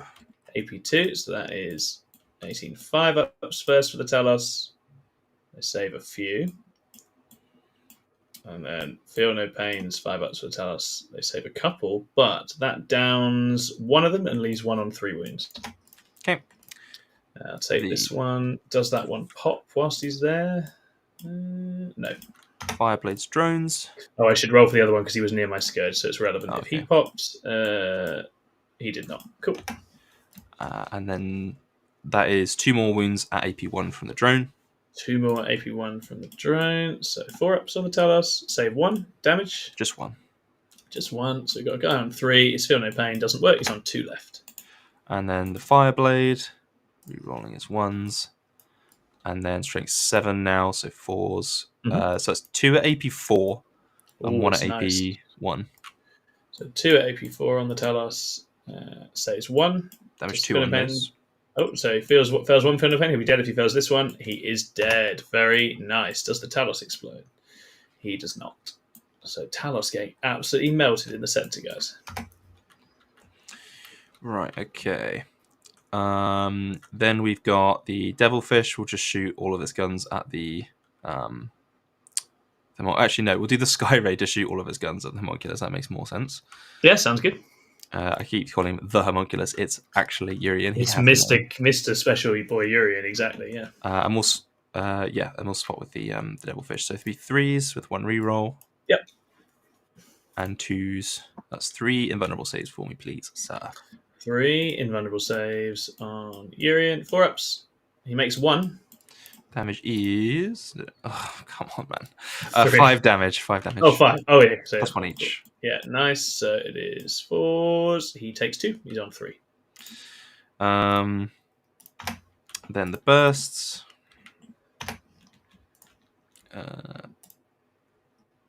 Another 3, AP1. Another 3, AP1. 4 ups. He makes 1. Damage 1. Yeah. He takes both. He's on a single wound. Okay. Then we'll have the Devilfish shoot him with all of its guns in. We'll put the Seekers on the Talos. Yeah, why not? He's got 1 wound left. It'd be good to get rid of him. Yeah, all right, we'll do that. Mm-hmm. What's going to annoy is he's just going to barely live, and it's going to be really irritating. Yeah, so the Seekers on the guy up here, 2 hits, 1 wound because it is strength 14. Yeah, so it's just a 6 up, or I won't have cover here. He fails, so he should die. 5 damage. So 5 damage, and he melts. Does he pop? I don't think he's necessarily in range, so it matters, but no, he does not. Cool. Poor Talos getting feasted. And then the front burst cannon on Urian. All hit. Devilfish doing okay. All wound, AP1. All wound, AP1. How many was it? 4. Oh, 4. Okay, nice. So Urian has 1 left. Oh dear. It's not looking good for Urian either. Oh, makes 3. Feeling pain. Hey, hangs in there. Luckily, we have some drones as well. We get no. Hit and 1 more wound. Very good. Go on, fail it. You wouldn't. Fails. Damage? He's just dead. 1. Urian explodes. His poor Talos with him. Coven getting absolutely cold in the middle there. Right, okay. These move 2 CP. Okay. Mm-hmm. So then we're going to go for...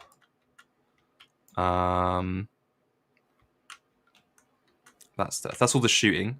Yep. So charges. I've already spent the CP for advance and charge for them. Yep. So I've got 2 left. So we're going to charge the Crutox Rampages into the Scourge. Yep. Come on, guys. 5. Looks good. Yeah, he's good. You're in. You're definitely in. Yeah. You may just kill them with impact mortals. Oh no, they won't because they have to. You've got to get to base contact, don't you? Yeah. So it won't. It's engagement range. Oh, it's engagement range. Okay. Yeah. Yeah. I see. 2. Yeah.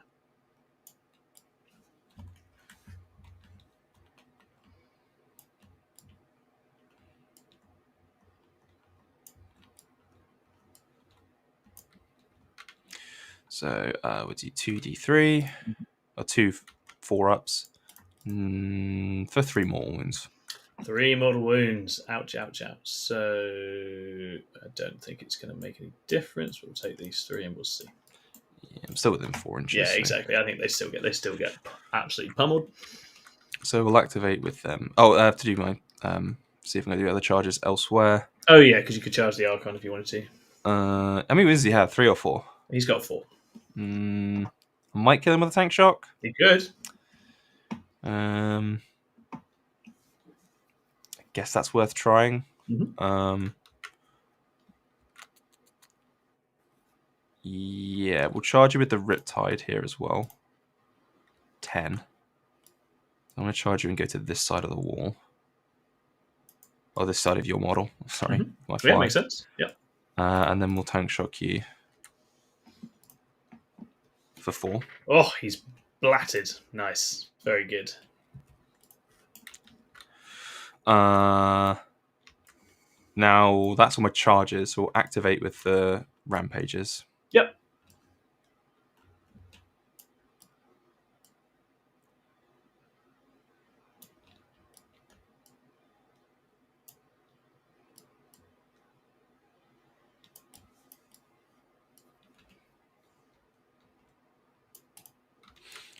So I'm just going to have 1 to fight here. Mm-hmm. So it's going to be 3s with sustained. Oh, come on, guys, please. 2s. Oh my god. 1 AP1. 1 AP1 is a 5 of invuln, which kills a scourge. And then the rider gets 2 hits, and he's on 2s because he's strength 4 with lance. So 2 Nice. AP1. So 2 AP1s, 2 5-ups for the last scourge. No, he dies. Uppercutted. Beautiful. And they can't make it to the objective. You have how much OC is it? 10 OC. It's 10 OC of cabs. Yeah. Yeah. How much OC are? So it's a good question. I assume 2, but I don't know. They are 2 indeed. Yeah. So I'd have to get 5 on there to deny you that primary, which I think I can do. No, I can only get 4 on there. Oh, Yeah. Damn it. Yeah, it's just rolling bad on charge rolls again. The only other one I could do would be to move him to there. You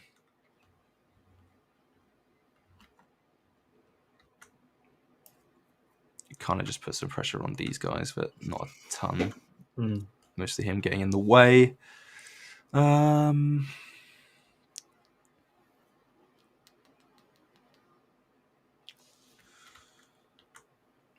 then that is these guys getting somewhere relatively helpful.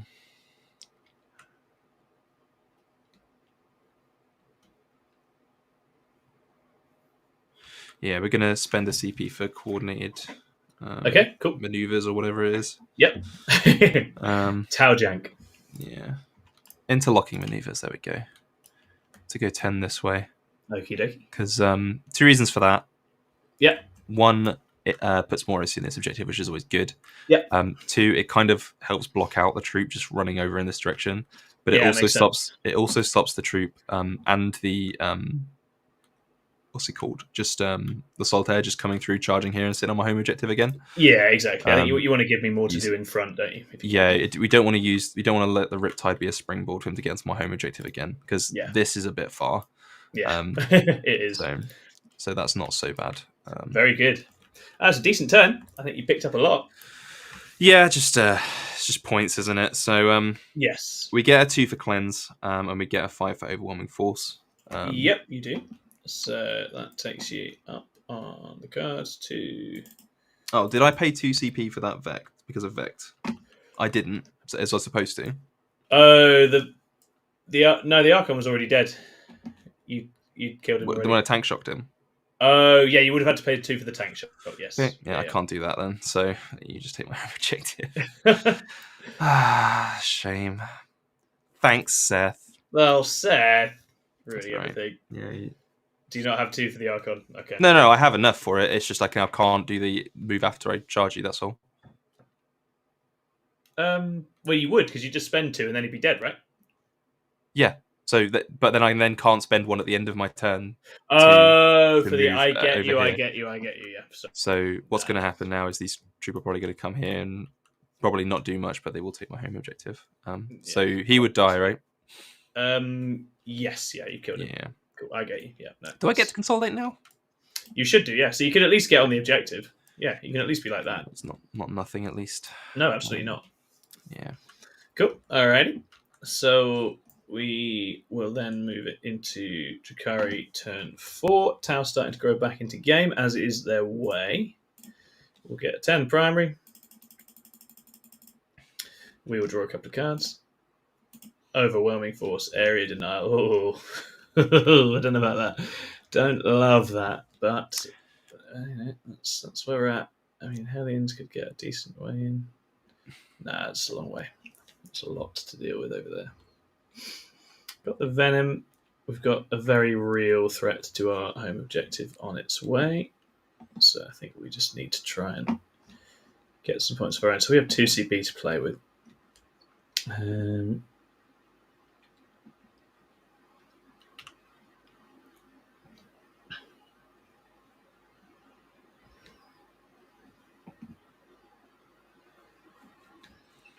So we will 100% be putting advanced shooting charge on the troop, and we will get them involved. So they will go on a run, and Jack is a smart man in saying that they will come this way.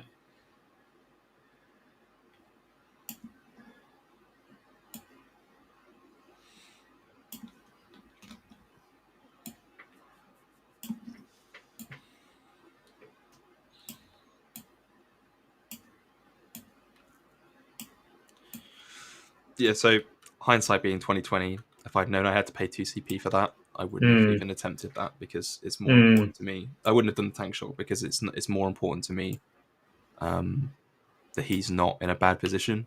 But it's done now. I rolled the dice, so I'm not going to take it back. If I say I'm more than happy if you want to move it so it's back. He's back here, and the Archon's there. I've got no issue with that at all. No. I've rolled the dice now. I'm not taking it back. All right, no, that's fine. That's cool. So yeah, that's unfortunate, but just is what it is. Like absolutely. That's what you get for being fucking stupid. Haywire Scourge will be coming to shoot the Skyray, and they do just have to risk some Overwatch, I think, at the moment. We're not really in a position to be too picky. There's no universe where I put 3 shots from a Skyray on. Exactly. Outside of Callion. If it was in Callion, I'd do it, but here it's just that happens. Venom, I mean, I guess it just comes to bother some crew, but it's not really going to do much. It can't really do a lot. It's just, you might as well just, no, that's not useful. We're not going to do that. We're just going to run this way instead. So 8. I'll check a run on him. Let's go this way. Got some Hellions. There's not a ton going on for the Hellions. I think they will come to here.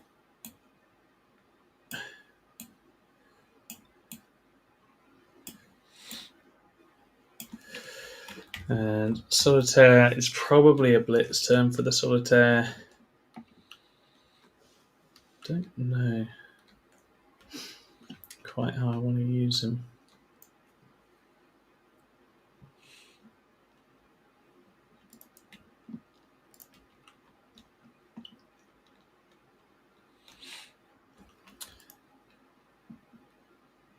He certainly will blitz, and we'll see how quick he's looking.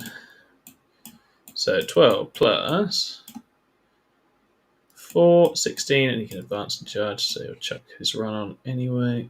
Might have to make him no Overwatch and spend my other CP. So I should do that. Oh, he's going 24. So my other CP will go on Overwatchable. Where are we putting him? Either we go for breaches in the middle.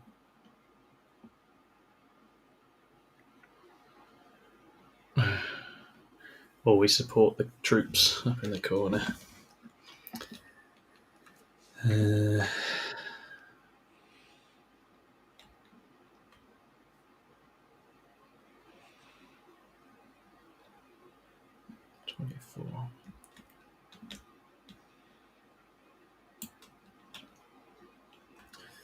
Probably will go for breaches.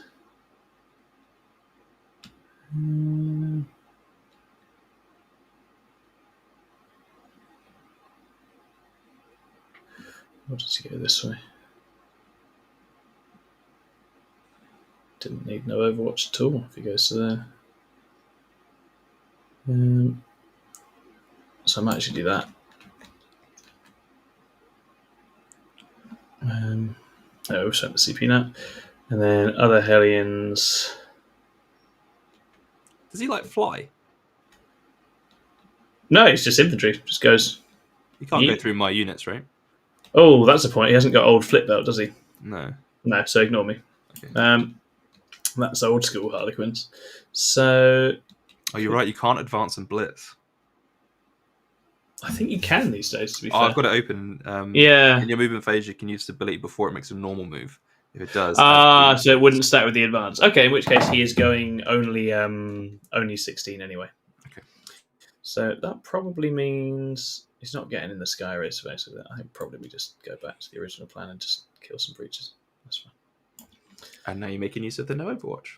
Yeah, so we all feel better. Chat giveth and chat taketh away. Yeah, exactly. Chat can help.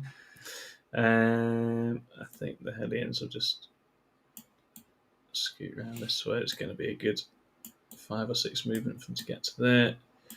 And they have 14 in total. I don't think they're going to cross that gap. So they'll just have to hide like scaredy cats down here.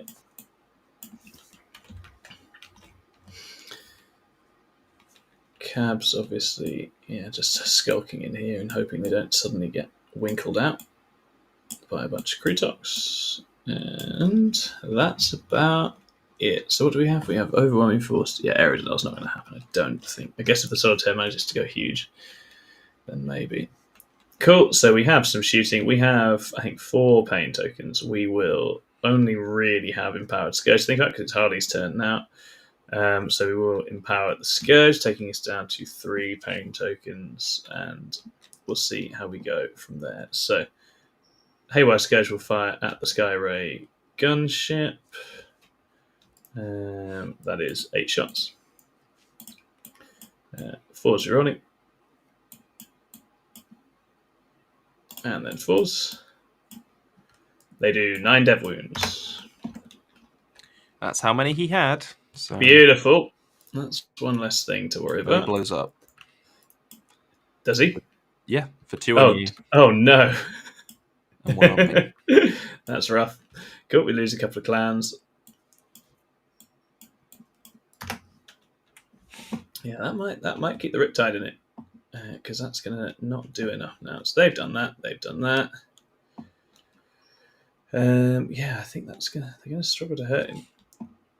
Potentially, we'll see. Right, so we got some charges. So the Harleys will charge the Riptide. There you go. In. What was that? It's an 8.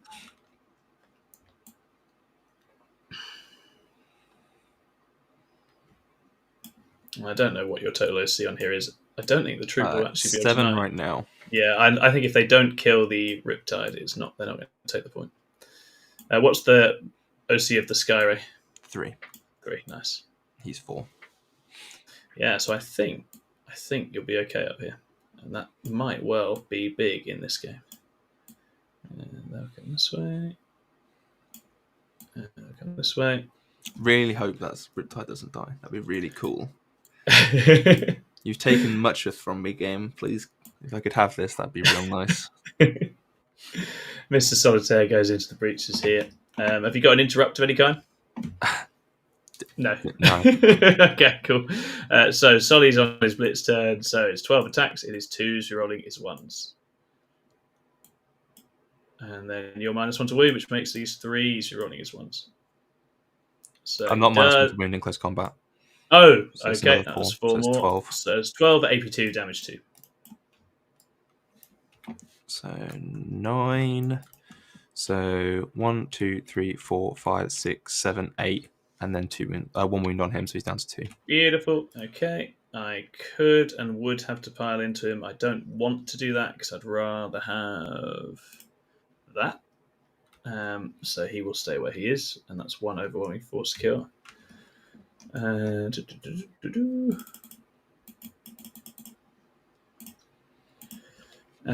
then we have the troops. So the troop have no way to jazz anything up. They are a man down, 2 men down. Although the fun fact, actually, I always actually forget that my troop have 12 people in, so I tend to roll 10 attacks for them anyway because I'm good at Warhammer. So let's see how they get on.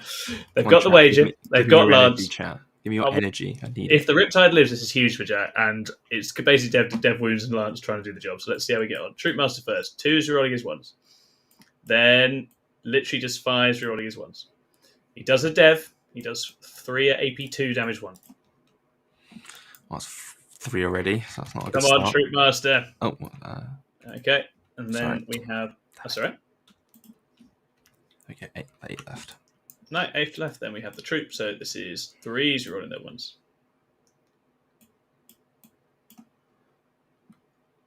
And then it is 5. Are those 2 damage each? Ones. No, these are all damage 1, mate. Was the troop?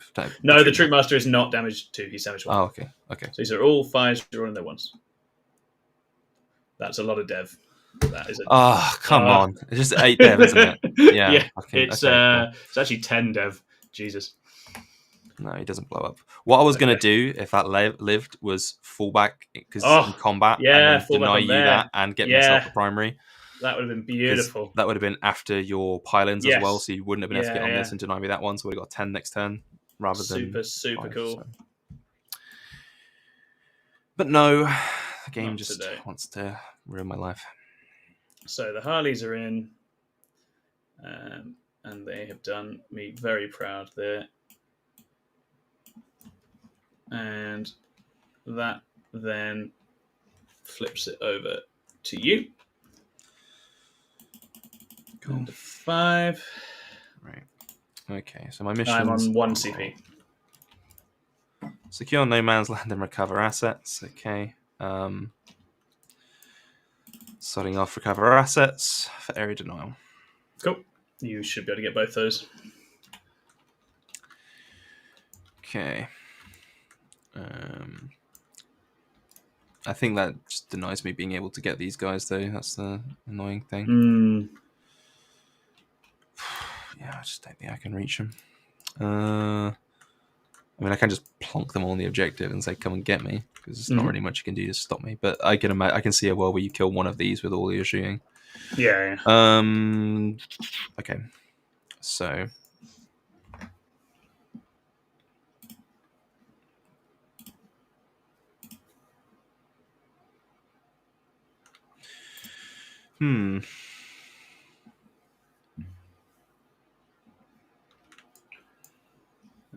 Hello, chat. Yeah, I mean the devs. I say this.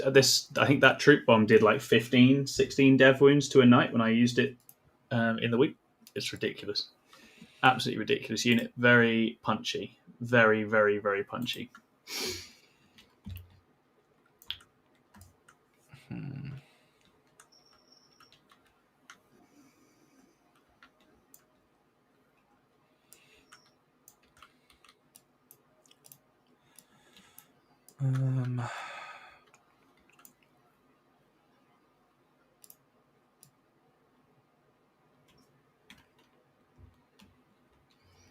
Might as well just bring him down here.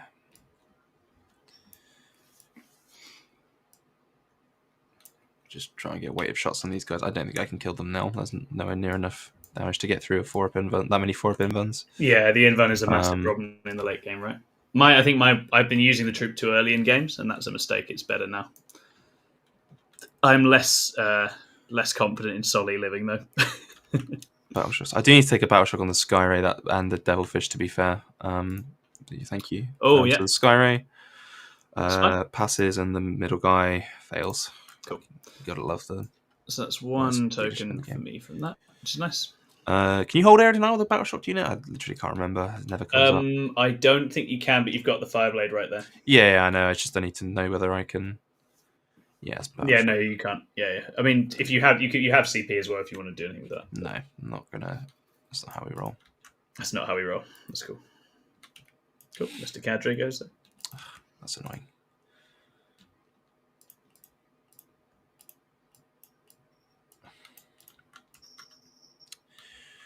Okay. I have to be within 3, don't I? So.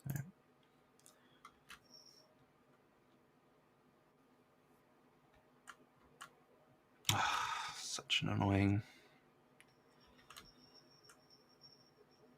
CP.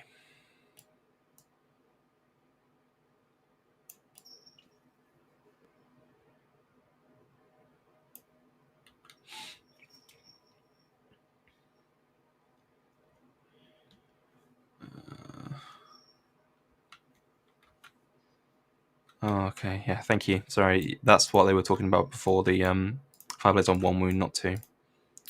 But he fails his battle shock, so. Okay.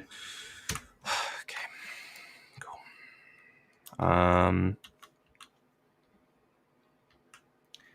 really kicking me when I'm down, chat. Thank you for picking me up on these, but Yeah, pursuers of truth and justice that they are. It's not always fun. I'm just gonna have to just try and boss a charge here. There's not really any other counterplay. Yeah, it makes sense.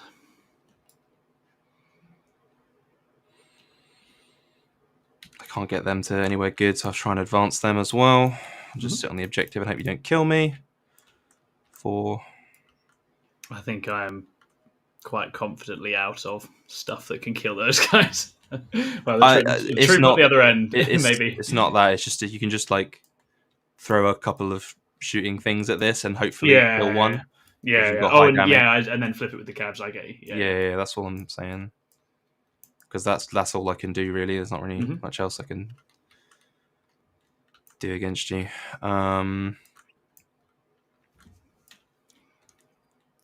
So who'll shoot you with these things? I need to keep that. Thank you very much, everyone, for tuning in. Please do hit that like and subscribe if you haven't already. And yeah, Shazzy, you're right. I do get some pain tokens from there. It's this stage in the game. Those failed battleship pain tokens are nice. I think I've only got like 2 Drukhari units on the battlefield that actually want 3 rolls at any point now. They're pretty dead. But hey, it's nice to have, and it definitely, as Jack is finding, it makes his late game scoring rough. We've absolutely cruised through in the engagement and the subs tonight. You guys have been amazing. I think we've got like 20 just from people watching. That's very cool. Very, very cool. Okay. We're going to have a big year. Please keep on supporting. You are... I guess we'll have you walk through here. Let's do some more shooting there. You'll go to here, do more shooting there. And yeah, Shazzy, the Drukhari get the pain tokens on the failed shocks, but they also get them when the Harlequins kill things. They're not fussy about where they come from. Okay, so let's do some shooting. We'll do the start the sky ray into the troops. Do you want to start any burns as well this turn? It's turn 4, right? And I have last turn, so I can do it on the next turn. Yes, that's true. Yeah, that's true. Cool. Okay, carry on. So the sky ray will shoot into the troops. He is bracketed now on the nose, so we'll spot with the stealths. Cool. So 4s, reroll the 1s, and 1 reroll. No. And 2s, reach for lengths. 1. So 1 4 up on the troop, which they fail, so that's a dead Harlequin. And the other guns, reroll the 1s and 2s. Another 6. You kill 2 more. Okay, the stealths will then shoot you.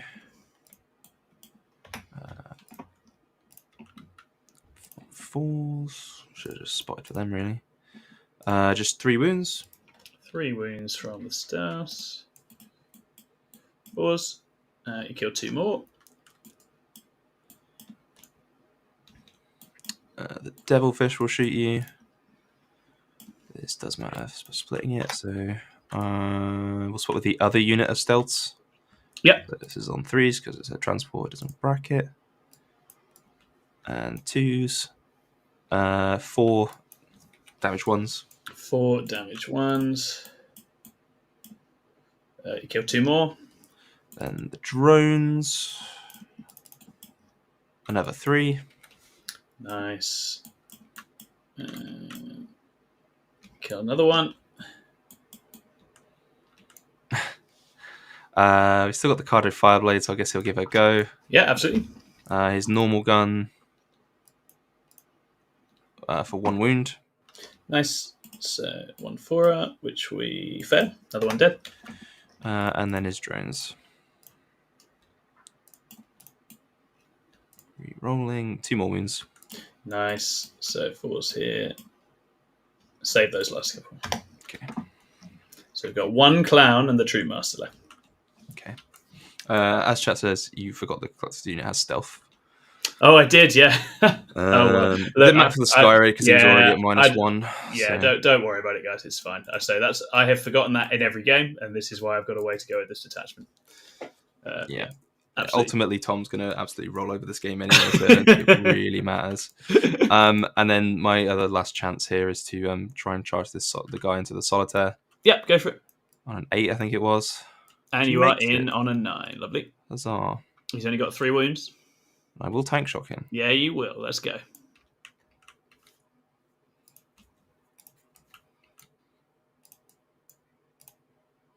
For 2, of Oh, course. Jesus. So he's still alive. He's on 1. He gets to hit you first. The easiest one to remember stealth on is the stealth suits because you call them stealth suits. And people still forget they have stealth when they play against you. 2 hits and 2 wounds. That's cool. I'm just doing my attacks as well. He does 3 wounds, 4 wounds, AP 2, damage 2. I failed 3 of them. Sure. Nice. And then we've got 2 3-ups for solitaire. He saves those. Oof, jammy bugger. Cool. Fun times. Right. So I get a small area denial. Yep. I do get a 5 for secure no man's land. You do. Yeah. And So that's secure an area denial. It's 2 and 5. We get a 5 because you denied my primary in the top there. And we just got the end game to get stuck into now. Do you have fall back and shoot anywhere in this? I think so. Yeah, that makes sense. Maybe? Yeah, it makes sense. Any expertise? No, it's only advance and shoot. Okay. I have fallback and shoot on the Riptide. Yeah. Okay. And I have the strat to fallback at the end of the turn. Yeah, makes sense. So we're not really going to go to damage products to see what our cards are. We are pretty brutalized. Marked for death. Bring it down. Cool. Have you got any candidates for that for me, Jack? Sure.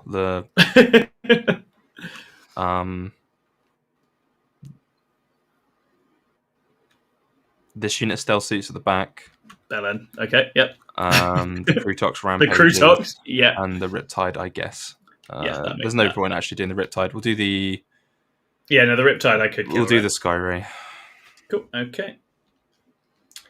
So we got the Sky Ray in the back and the Riptide. The Troop Master and his buddy Battle Shot. Nope, okay, that helps. And then... So we've got 2 CP.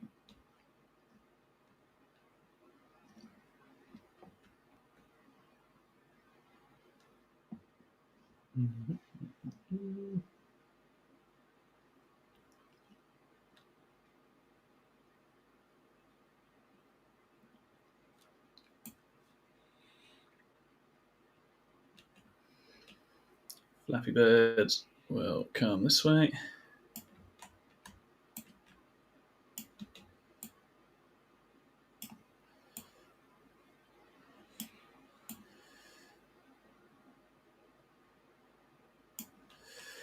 And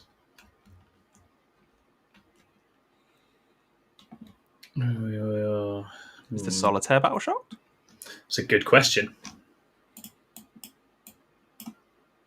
He is not. Why would he? Why would he be? He's having a great day. It really upsets me that Al has the worst leadership in the game. I've never really brought this up. Is yours 7s? Everything is 7. Yeah, that's really bad. That is really bad. The only thing that's 6 is Farsight and Shadow Sun. Yeah, that is. And that's bad. it. Even orcs have better leadership than that. That's pretty bad. Can't even give me a commander with fucking good leadership. Ridiculous. Troop Master and his mate will try and kill this Sky Ray. I don't think the Hellions can get involved. We've got 2 CP. Is there anything exciting for them? I don't think there is, if we're being honest. No, I think the bell tolls for them.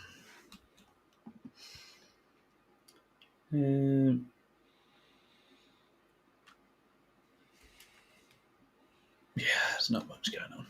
So the Cabalites just stay put and hide. That's not going to help much, actually. These go 14. That's not going to get them involved.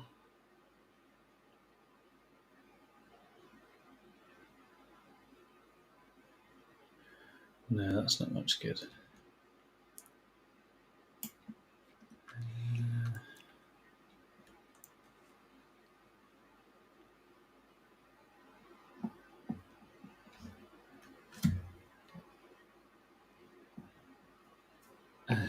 That's what it is.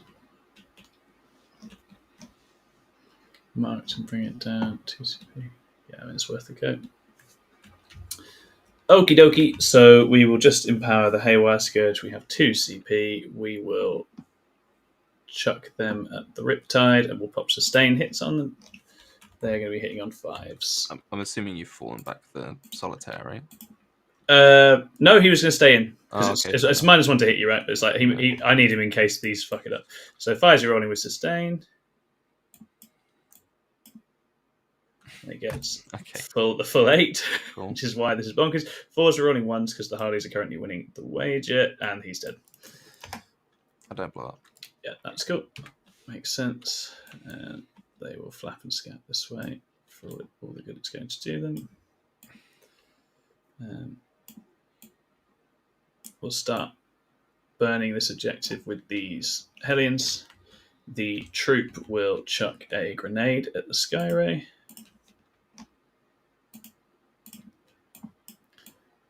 And okay, sure. Okay. Does it blow up?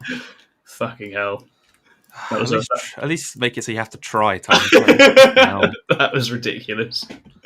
Okay, that's the only perfect grenade I've ever rolled in my entire life. So then it's charges, and we're charging. Sure, it doesn't make a lot of difference, but troop into the stealths. 6, I think, should do it. And then no, I think probably just solely into the Fireblade.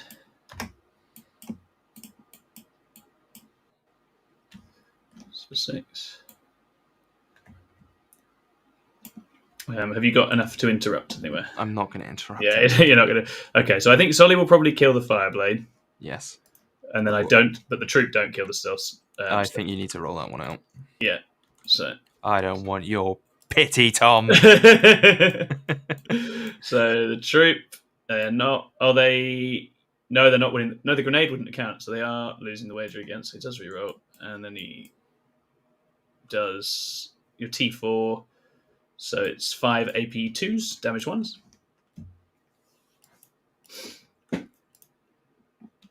Nice. Yeah, kills them exactly. Yeah, okay, beautiful. Okay, cool. Nice. Cool. Okie dokie. And that is me. So it is a mark for death. And to bring it down, no one was above any of those cards. And we start 1 burn. We hand it over to you to bring us home. I'm on 1 CP. So I'm going to spend my CP to auto pass the leadership on. In fact, I don't even have to do that. So let me just see what I draw first for my cards. Yep. No prisoners in containment. Okay, cool. Beautiful. You should be fine for at least contain. No, it's not, because I have to burn these objectives. Oh, yeah, there is that.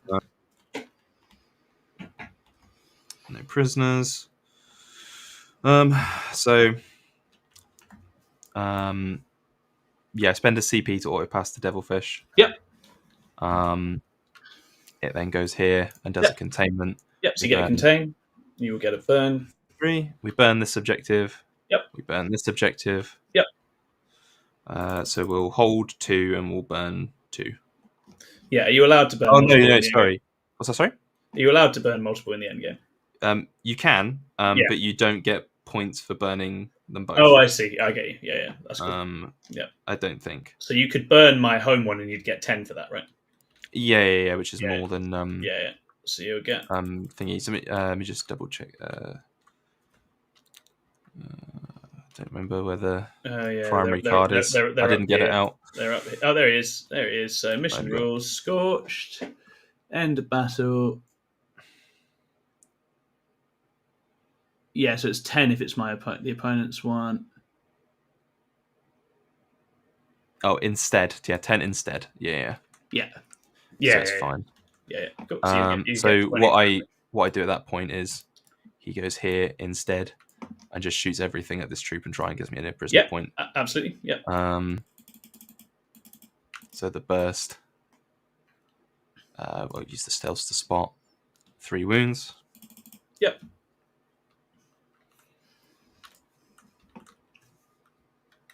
So 3 wounds. We've literally got a solitary troop who dies, and then 2 on the troop master who takes 1. I'll have to check how many wounds they have because they feel like one that probably has 4 these days, rather than 5. 3s, re-rolling. That's 3 wounds either way. 3 wounds either way. Yeah. Yep. So he's got 3 left. He's got 1 left now. Cool. That's all the guns that I have left. So I will charge the troop Charge master. it. Yeah, absolutely. For 6. Yep. Go here. Use my last CP to tank shot him. Tank shot, little fucker. Yep. And just about kill him. Pop. For another 2 points. Nice. And then I pile into this guy. And I try, and you fight first, and then hopefully I live. Oh, yeah. I like it. I can maybe do the last wound and then get 1 more point for no prisoners. Yeah, I like it. So, and we have won the wager now, so there's none of that bullshit. He does 4 wounds at AP2 damage to. Come on, Devilfish. So he does die. Does he pop? No, I was totally hoping he's going to blow up. Oh, that's fine. It's a pretty epic final run from the Devilfish. Still worth it to do. Yeah, 100%. And I complete my burn at the end. Okay, so that makes it 90-74. That's what I had. Yeah, very nice. Cool. Well played, sir. I mean, I got a few spikes of luck there in the last couple of. Yeah, turns. I mean, I got. Yeah, I mean, this game was realistically over from end of your turn 2, I think. Mm-hmm. Just from like the flow of the game, mainly because you had scored like 12 on secondary, and I'd scored like 3. Yes. And I think the game was like, unless I made something happen at that point, I was just going to lose the game anyway. Yeah, so I tried, and unfortunately, everything that I attempted just completely fell flat. Which is a shame, but it is what it is. You absolutely blitzed me in terms of the material in the mid game, but as you say, it was just you were stuck in a pattern of scoring, and my cards have been pretty good in terms of I could just get at them all, even with what I had left. Yeah, I mean, was it a 5, a 7, a 9? Yeah, and like for the 10 last and a 9, yeah, like that's just I had like big 3 big turns on cards, even when I had basically been pretty badly crippled. So that was pretty good. Yeah, and it was one of those things where like every time you would give something up, it didn't affect your scoring anyway, and it denied me every single time. Exactly. Despite my best attempts to stop you, I just couldn't get it to work. For sure.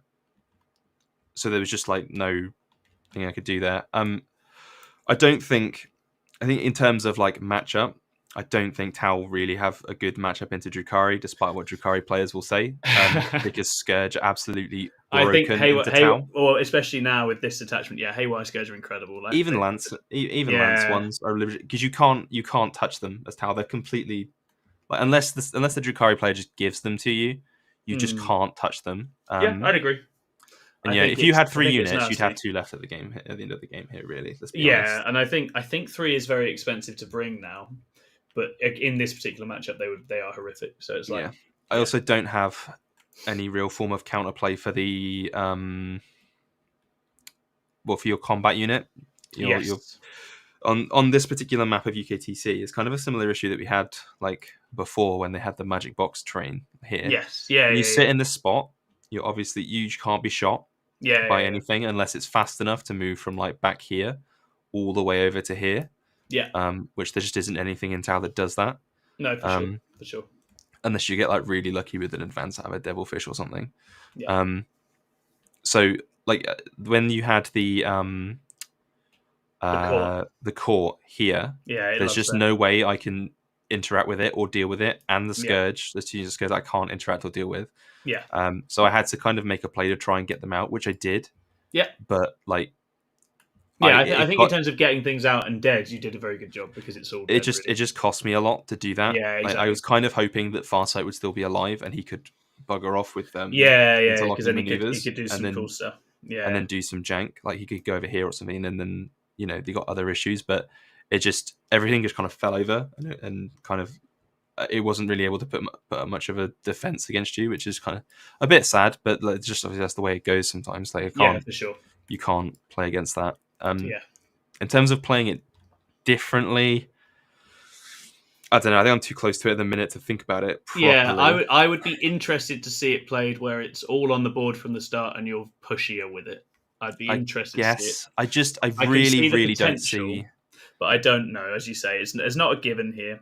Things like the rampages are quite funny into the court because of the impact mortals can chip away at it before they go through the Harlequin brick if I use that too early. So the rampages are definitely something where it's where they're applied. They felt very good, but also as you say, that if you use them wrong, they can just get picked up. So you do have to be careful with it. I just don't see a way that the rampages ever get a positive engagement on you because they can't go through walls, right? So yeah, that's the main issue. They just can't. Like, you can sit here and I can't get you. You can sit here, I can't get you. You can sit here and I can't get you. Really, like, yeah. But I think if they get staged to here early, then with the advance and charge, they are very threatening from here. I mean, that gets them to here. Yeah, it's still which is tough. Not an easy charge. It is still tough. Yeah, it is still tough. Yeah, it's interesting. And I think you end up with a lot of situations like where I had in the middle, where I barely touch you because it's a long charge, and then I do impact mortals and then take myself out of combat and don't do anything. Yeah, and that's always the risk with them, right? I think they were good as a sort of mid-game hammer as you use them here. Yeah, they were all right. For 190 points, they're fine, I guess. I mean, I invested a lot of points into them. Realistically, what did they do in this game? They killed a raider and a unit of yeah, it's true. I mean, they got the decisive 10 primary at the end as well, which is you need a unit that I just cannot fight back against, and that was the one thing in your locker that you could have done that with, really. I guess it just doesn't seem impressive to me, really. They just they could be so many other things, I guess, is what I'm thinking. Yeah, it's true. And they're just so fucking slow. Like they're just not good for that. Because they came on like here, and I spent 5 CP on them. And they barely moved. Yeah, that's true. That's true. It's a bit sad. But yeah, I mean, I think I'm pretty happy with how I played like the first turn and a bit with like screening you out and stuff like that. Like I feel pretty happy with that. Like I made educated risks and choices, like to give up stuff but it just didn't happen, which is like one of those things which is to think about. One of the 3 of the riders instead of the 6, maybe. I mean, they just if they were 2/3s, they can be spread out, I guess, in terms of what they're offering, and then they can be a bit more flexible. Like they can score, they can be some OC, they can just get in the way. That might make sense. I think it's just people really want to run rampages. Yeah. Well, I'm very biased in that sense. Yeah, like it's one of those things. It's like I talked to Davey and I'm trying to tell him I was trying to talk him into playing Assimilation Swarm before I got changed, or play Crusher before I got changed. And it's not because it's actually good, it's because it's cool. And that's what people think about rampages. I don't particularly think rampages are cool, so I'm not like super eager to try and force them into my lists. That's it being said, this attachment is pretty solid, if for nothing else. Like the interlocking maneuver stratagem is better than any other stratagem in the Tau Codex. It's super good. It's super good. And the +1 AP ability you get when you can trigger it is very strong, like with the breaches in the middle. So there's good points to it, like absolutely, 100%. Oh, definitely, yeah. I think I felt the strength in the AP. I felt in terms of stuff like the Talos. I had to be very, very cagey with them because I was like, as soon as they go, they're dead. It was they buy a turn being stodgy and requiring some activations out of you, but they got absolutely annihilated. The extra AP and the strength just finishes them off. They got no way. So I like this attachment. I want to play it more. I think it's still going to struggle in the sense that it doesn't solve the problems that Tau has. Yes. But I mean, you can't really be expected the attachments to just go and fix every problem you have. No. It's just yeah, it's just in general Tau problems. Like the same things they always struggle with. I mean, in general. So it's just absolutely. more you got to work around. What about you? Is there anything in there? Oh no, that I think Reaper's Wager was good. I was fairly happy with the execution in that one. As you say, things like Scourge against Tau are just brutal, so you just have to not play them stupidly. I think the Hellions did a nice little sort of late game scory, holdy job there, so they worked well. Solitaire, I felt like actually had a good game, so that was nice. Got a bit lucky, but that, you take it. And again, I didn't eat the troop brick too early, which I was always tempted to do, and that was huge in this game, having it for the last couple of turns. So I think fairly happy with it. I think I probably showed you a bit too much mid game for not enough gain. I don't know if the Talos should have been advanced and charging this way to hit the Crutox or something. I feel like I botched this down here and then got rolled pretty hard in reply. But as you say, it wasn't fatal for score was the killer thing. I think in hindsight, it's easy to say that because you lost a lot of stuff, but because you were so far ahead on score, I think you were absolutely fine to not play it aggressively because you had absolutely no reason to. Yeah. So the Talos could have just lived in their bubble in here basically and just waited. Just the way that you played it, I think was fine because you were already smashing me on primary because I chose to give up one on the first turn to get a unit of grotesques. Yeah, and then I couldn't get. I was like an inch out of range of getting it getting it on the second turn. And then from then on, you were just able to deny me because of things just like going wrong on dice. Yeah, it sort of spiraled from there, right? Because you were, and then obviously the secondary situation, like after the first two turns. Yeah, the secondary situation was quite dire. Yeah. Once you saw like you were getting a 9 on the third turn as well, at that point you can just coast it in. At that point, you don't have to like make aggressive pushes. I'm the one that has to do that. Yeah, which is what I did, and it just fell flat on its face. Kind of just like. That's the risk, right? That's the risk I have to take, and you are waiting for me to make that risk. Yeah, for sure. So I think that's one thing I like with the Coven and the stodgier stuff is you can push things and be proactive and make things happen early, and it's decent. What makes the grotesque good here, where they wouldn't be good in the other detachments? So having access to advanced shoot and charge is big for them because they're slow. Oh, okay. They're good in the real space raid too. I use Coven in real space raiders. That's where you have a -1 to wound for Coven strat, and that goes a long way on them. So they are okay in real space raiders. They're just slow. So in this, obviously, advanced charge is good, and also they're 24 AP2 damage to attacks with full rerolls. So giving them sustained or lethal is pretty funny. Into quite a lot of things. No, so I say I've been a fan of Grotesque for a little while, but there's nothing they don't like in this detachment, right? Everything is a good buff for them.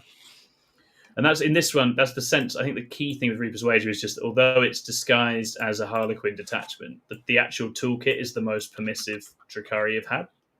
Sky Splinter is amazing, but it's very much like it's about boats. I don't have to run boats in this, which is awesome. And then Real Space Raid, it's very heavily demarcated what you can do with each of the sub-factions. So this is much more free. That's it's quite ironic, actually, because that's kind of the reverse of the Tau, right? Because like I'm adding these other units into my army, but my detachment plays around them, and it doesn't play, that's kind of, and if I lose them, then it's kind of like, well, I lose my detachment rule. Whereas for you, it's like, I actually need them. We saw in this, the wager was not essential. You don't need it. I might just write a list without any Harlequins. You're like, it's basically like rerolls with sustained or lethal or both, as you can get in a lot of places, just is good. And that's enough damage in one place at a time for the way they like to play that you're like, that'll probably be okay. But the Harlequins are cool. I do enjoy them. And if I remember the stealth on the troop brick, I'll do better in life. It wasn't really required at this point, so at that stage, so it wasn't required to make it any more of a walkover. But... All right, I guess that takes us to the end. So I guess we'll say thank you, and you can promote what you're doing next time, Jack. So next Thursday we're going to be doing. I'm going to force Harley to play Abby. Yes. And I am now. After people have requested it. And what I'll be playing, I don't know. Maybe I'll play GSC final day. That'd be awesome to see. I'd love to see that. That'd be really cool. If there is something specific you'd like to see me play, by all means, put that in the description. The week after that, I don't know what's happening, but we will. And I believe you are hanging around as a third for next week, right? That's right. So I'll come and do the chatter because I think it's a lot to concentrate on at the same time as the game. So I'll come and do the nattering with Harley and Jack. Make sure Harley behaves himself and gets treated suitably badly. and that should be a lot of fun. And yeah, Jack's keen to keep making these happen, so we'll have a lot more. He's been talking to some guests. Nothing we can reveal just yet, but it's all going to get quite exciting. Yes. Once we get some locked in, we'll reveal some special guests. It's going to be really fun. And just to field the last couple of questions here, we talked about the riders. As far as including removing, I like the balance of that list a lot. That felt good. I still think the Solitaire is more in the realms of cute than a must take, but I refuse to not take him. So how many more points are Hellions? Or what's the points difference between Hellions and the Uppy Downy unit? Oh, the Mandrakes. So Hellions are 75, Mandrakes are 70.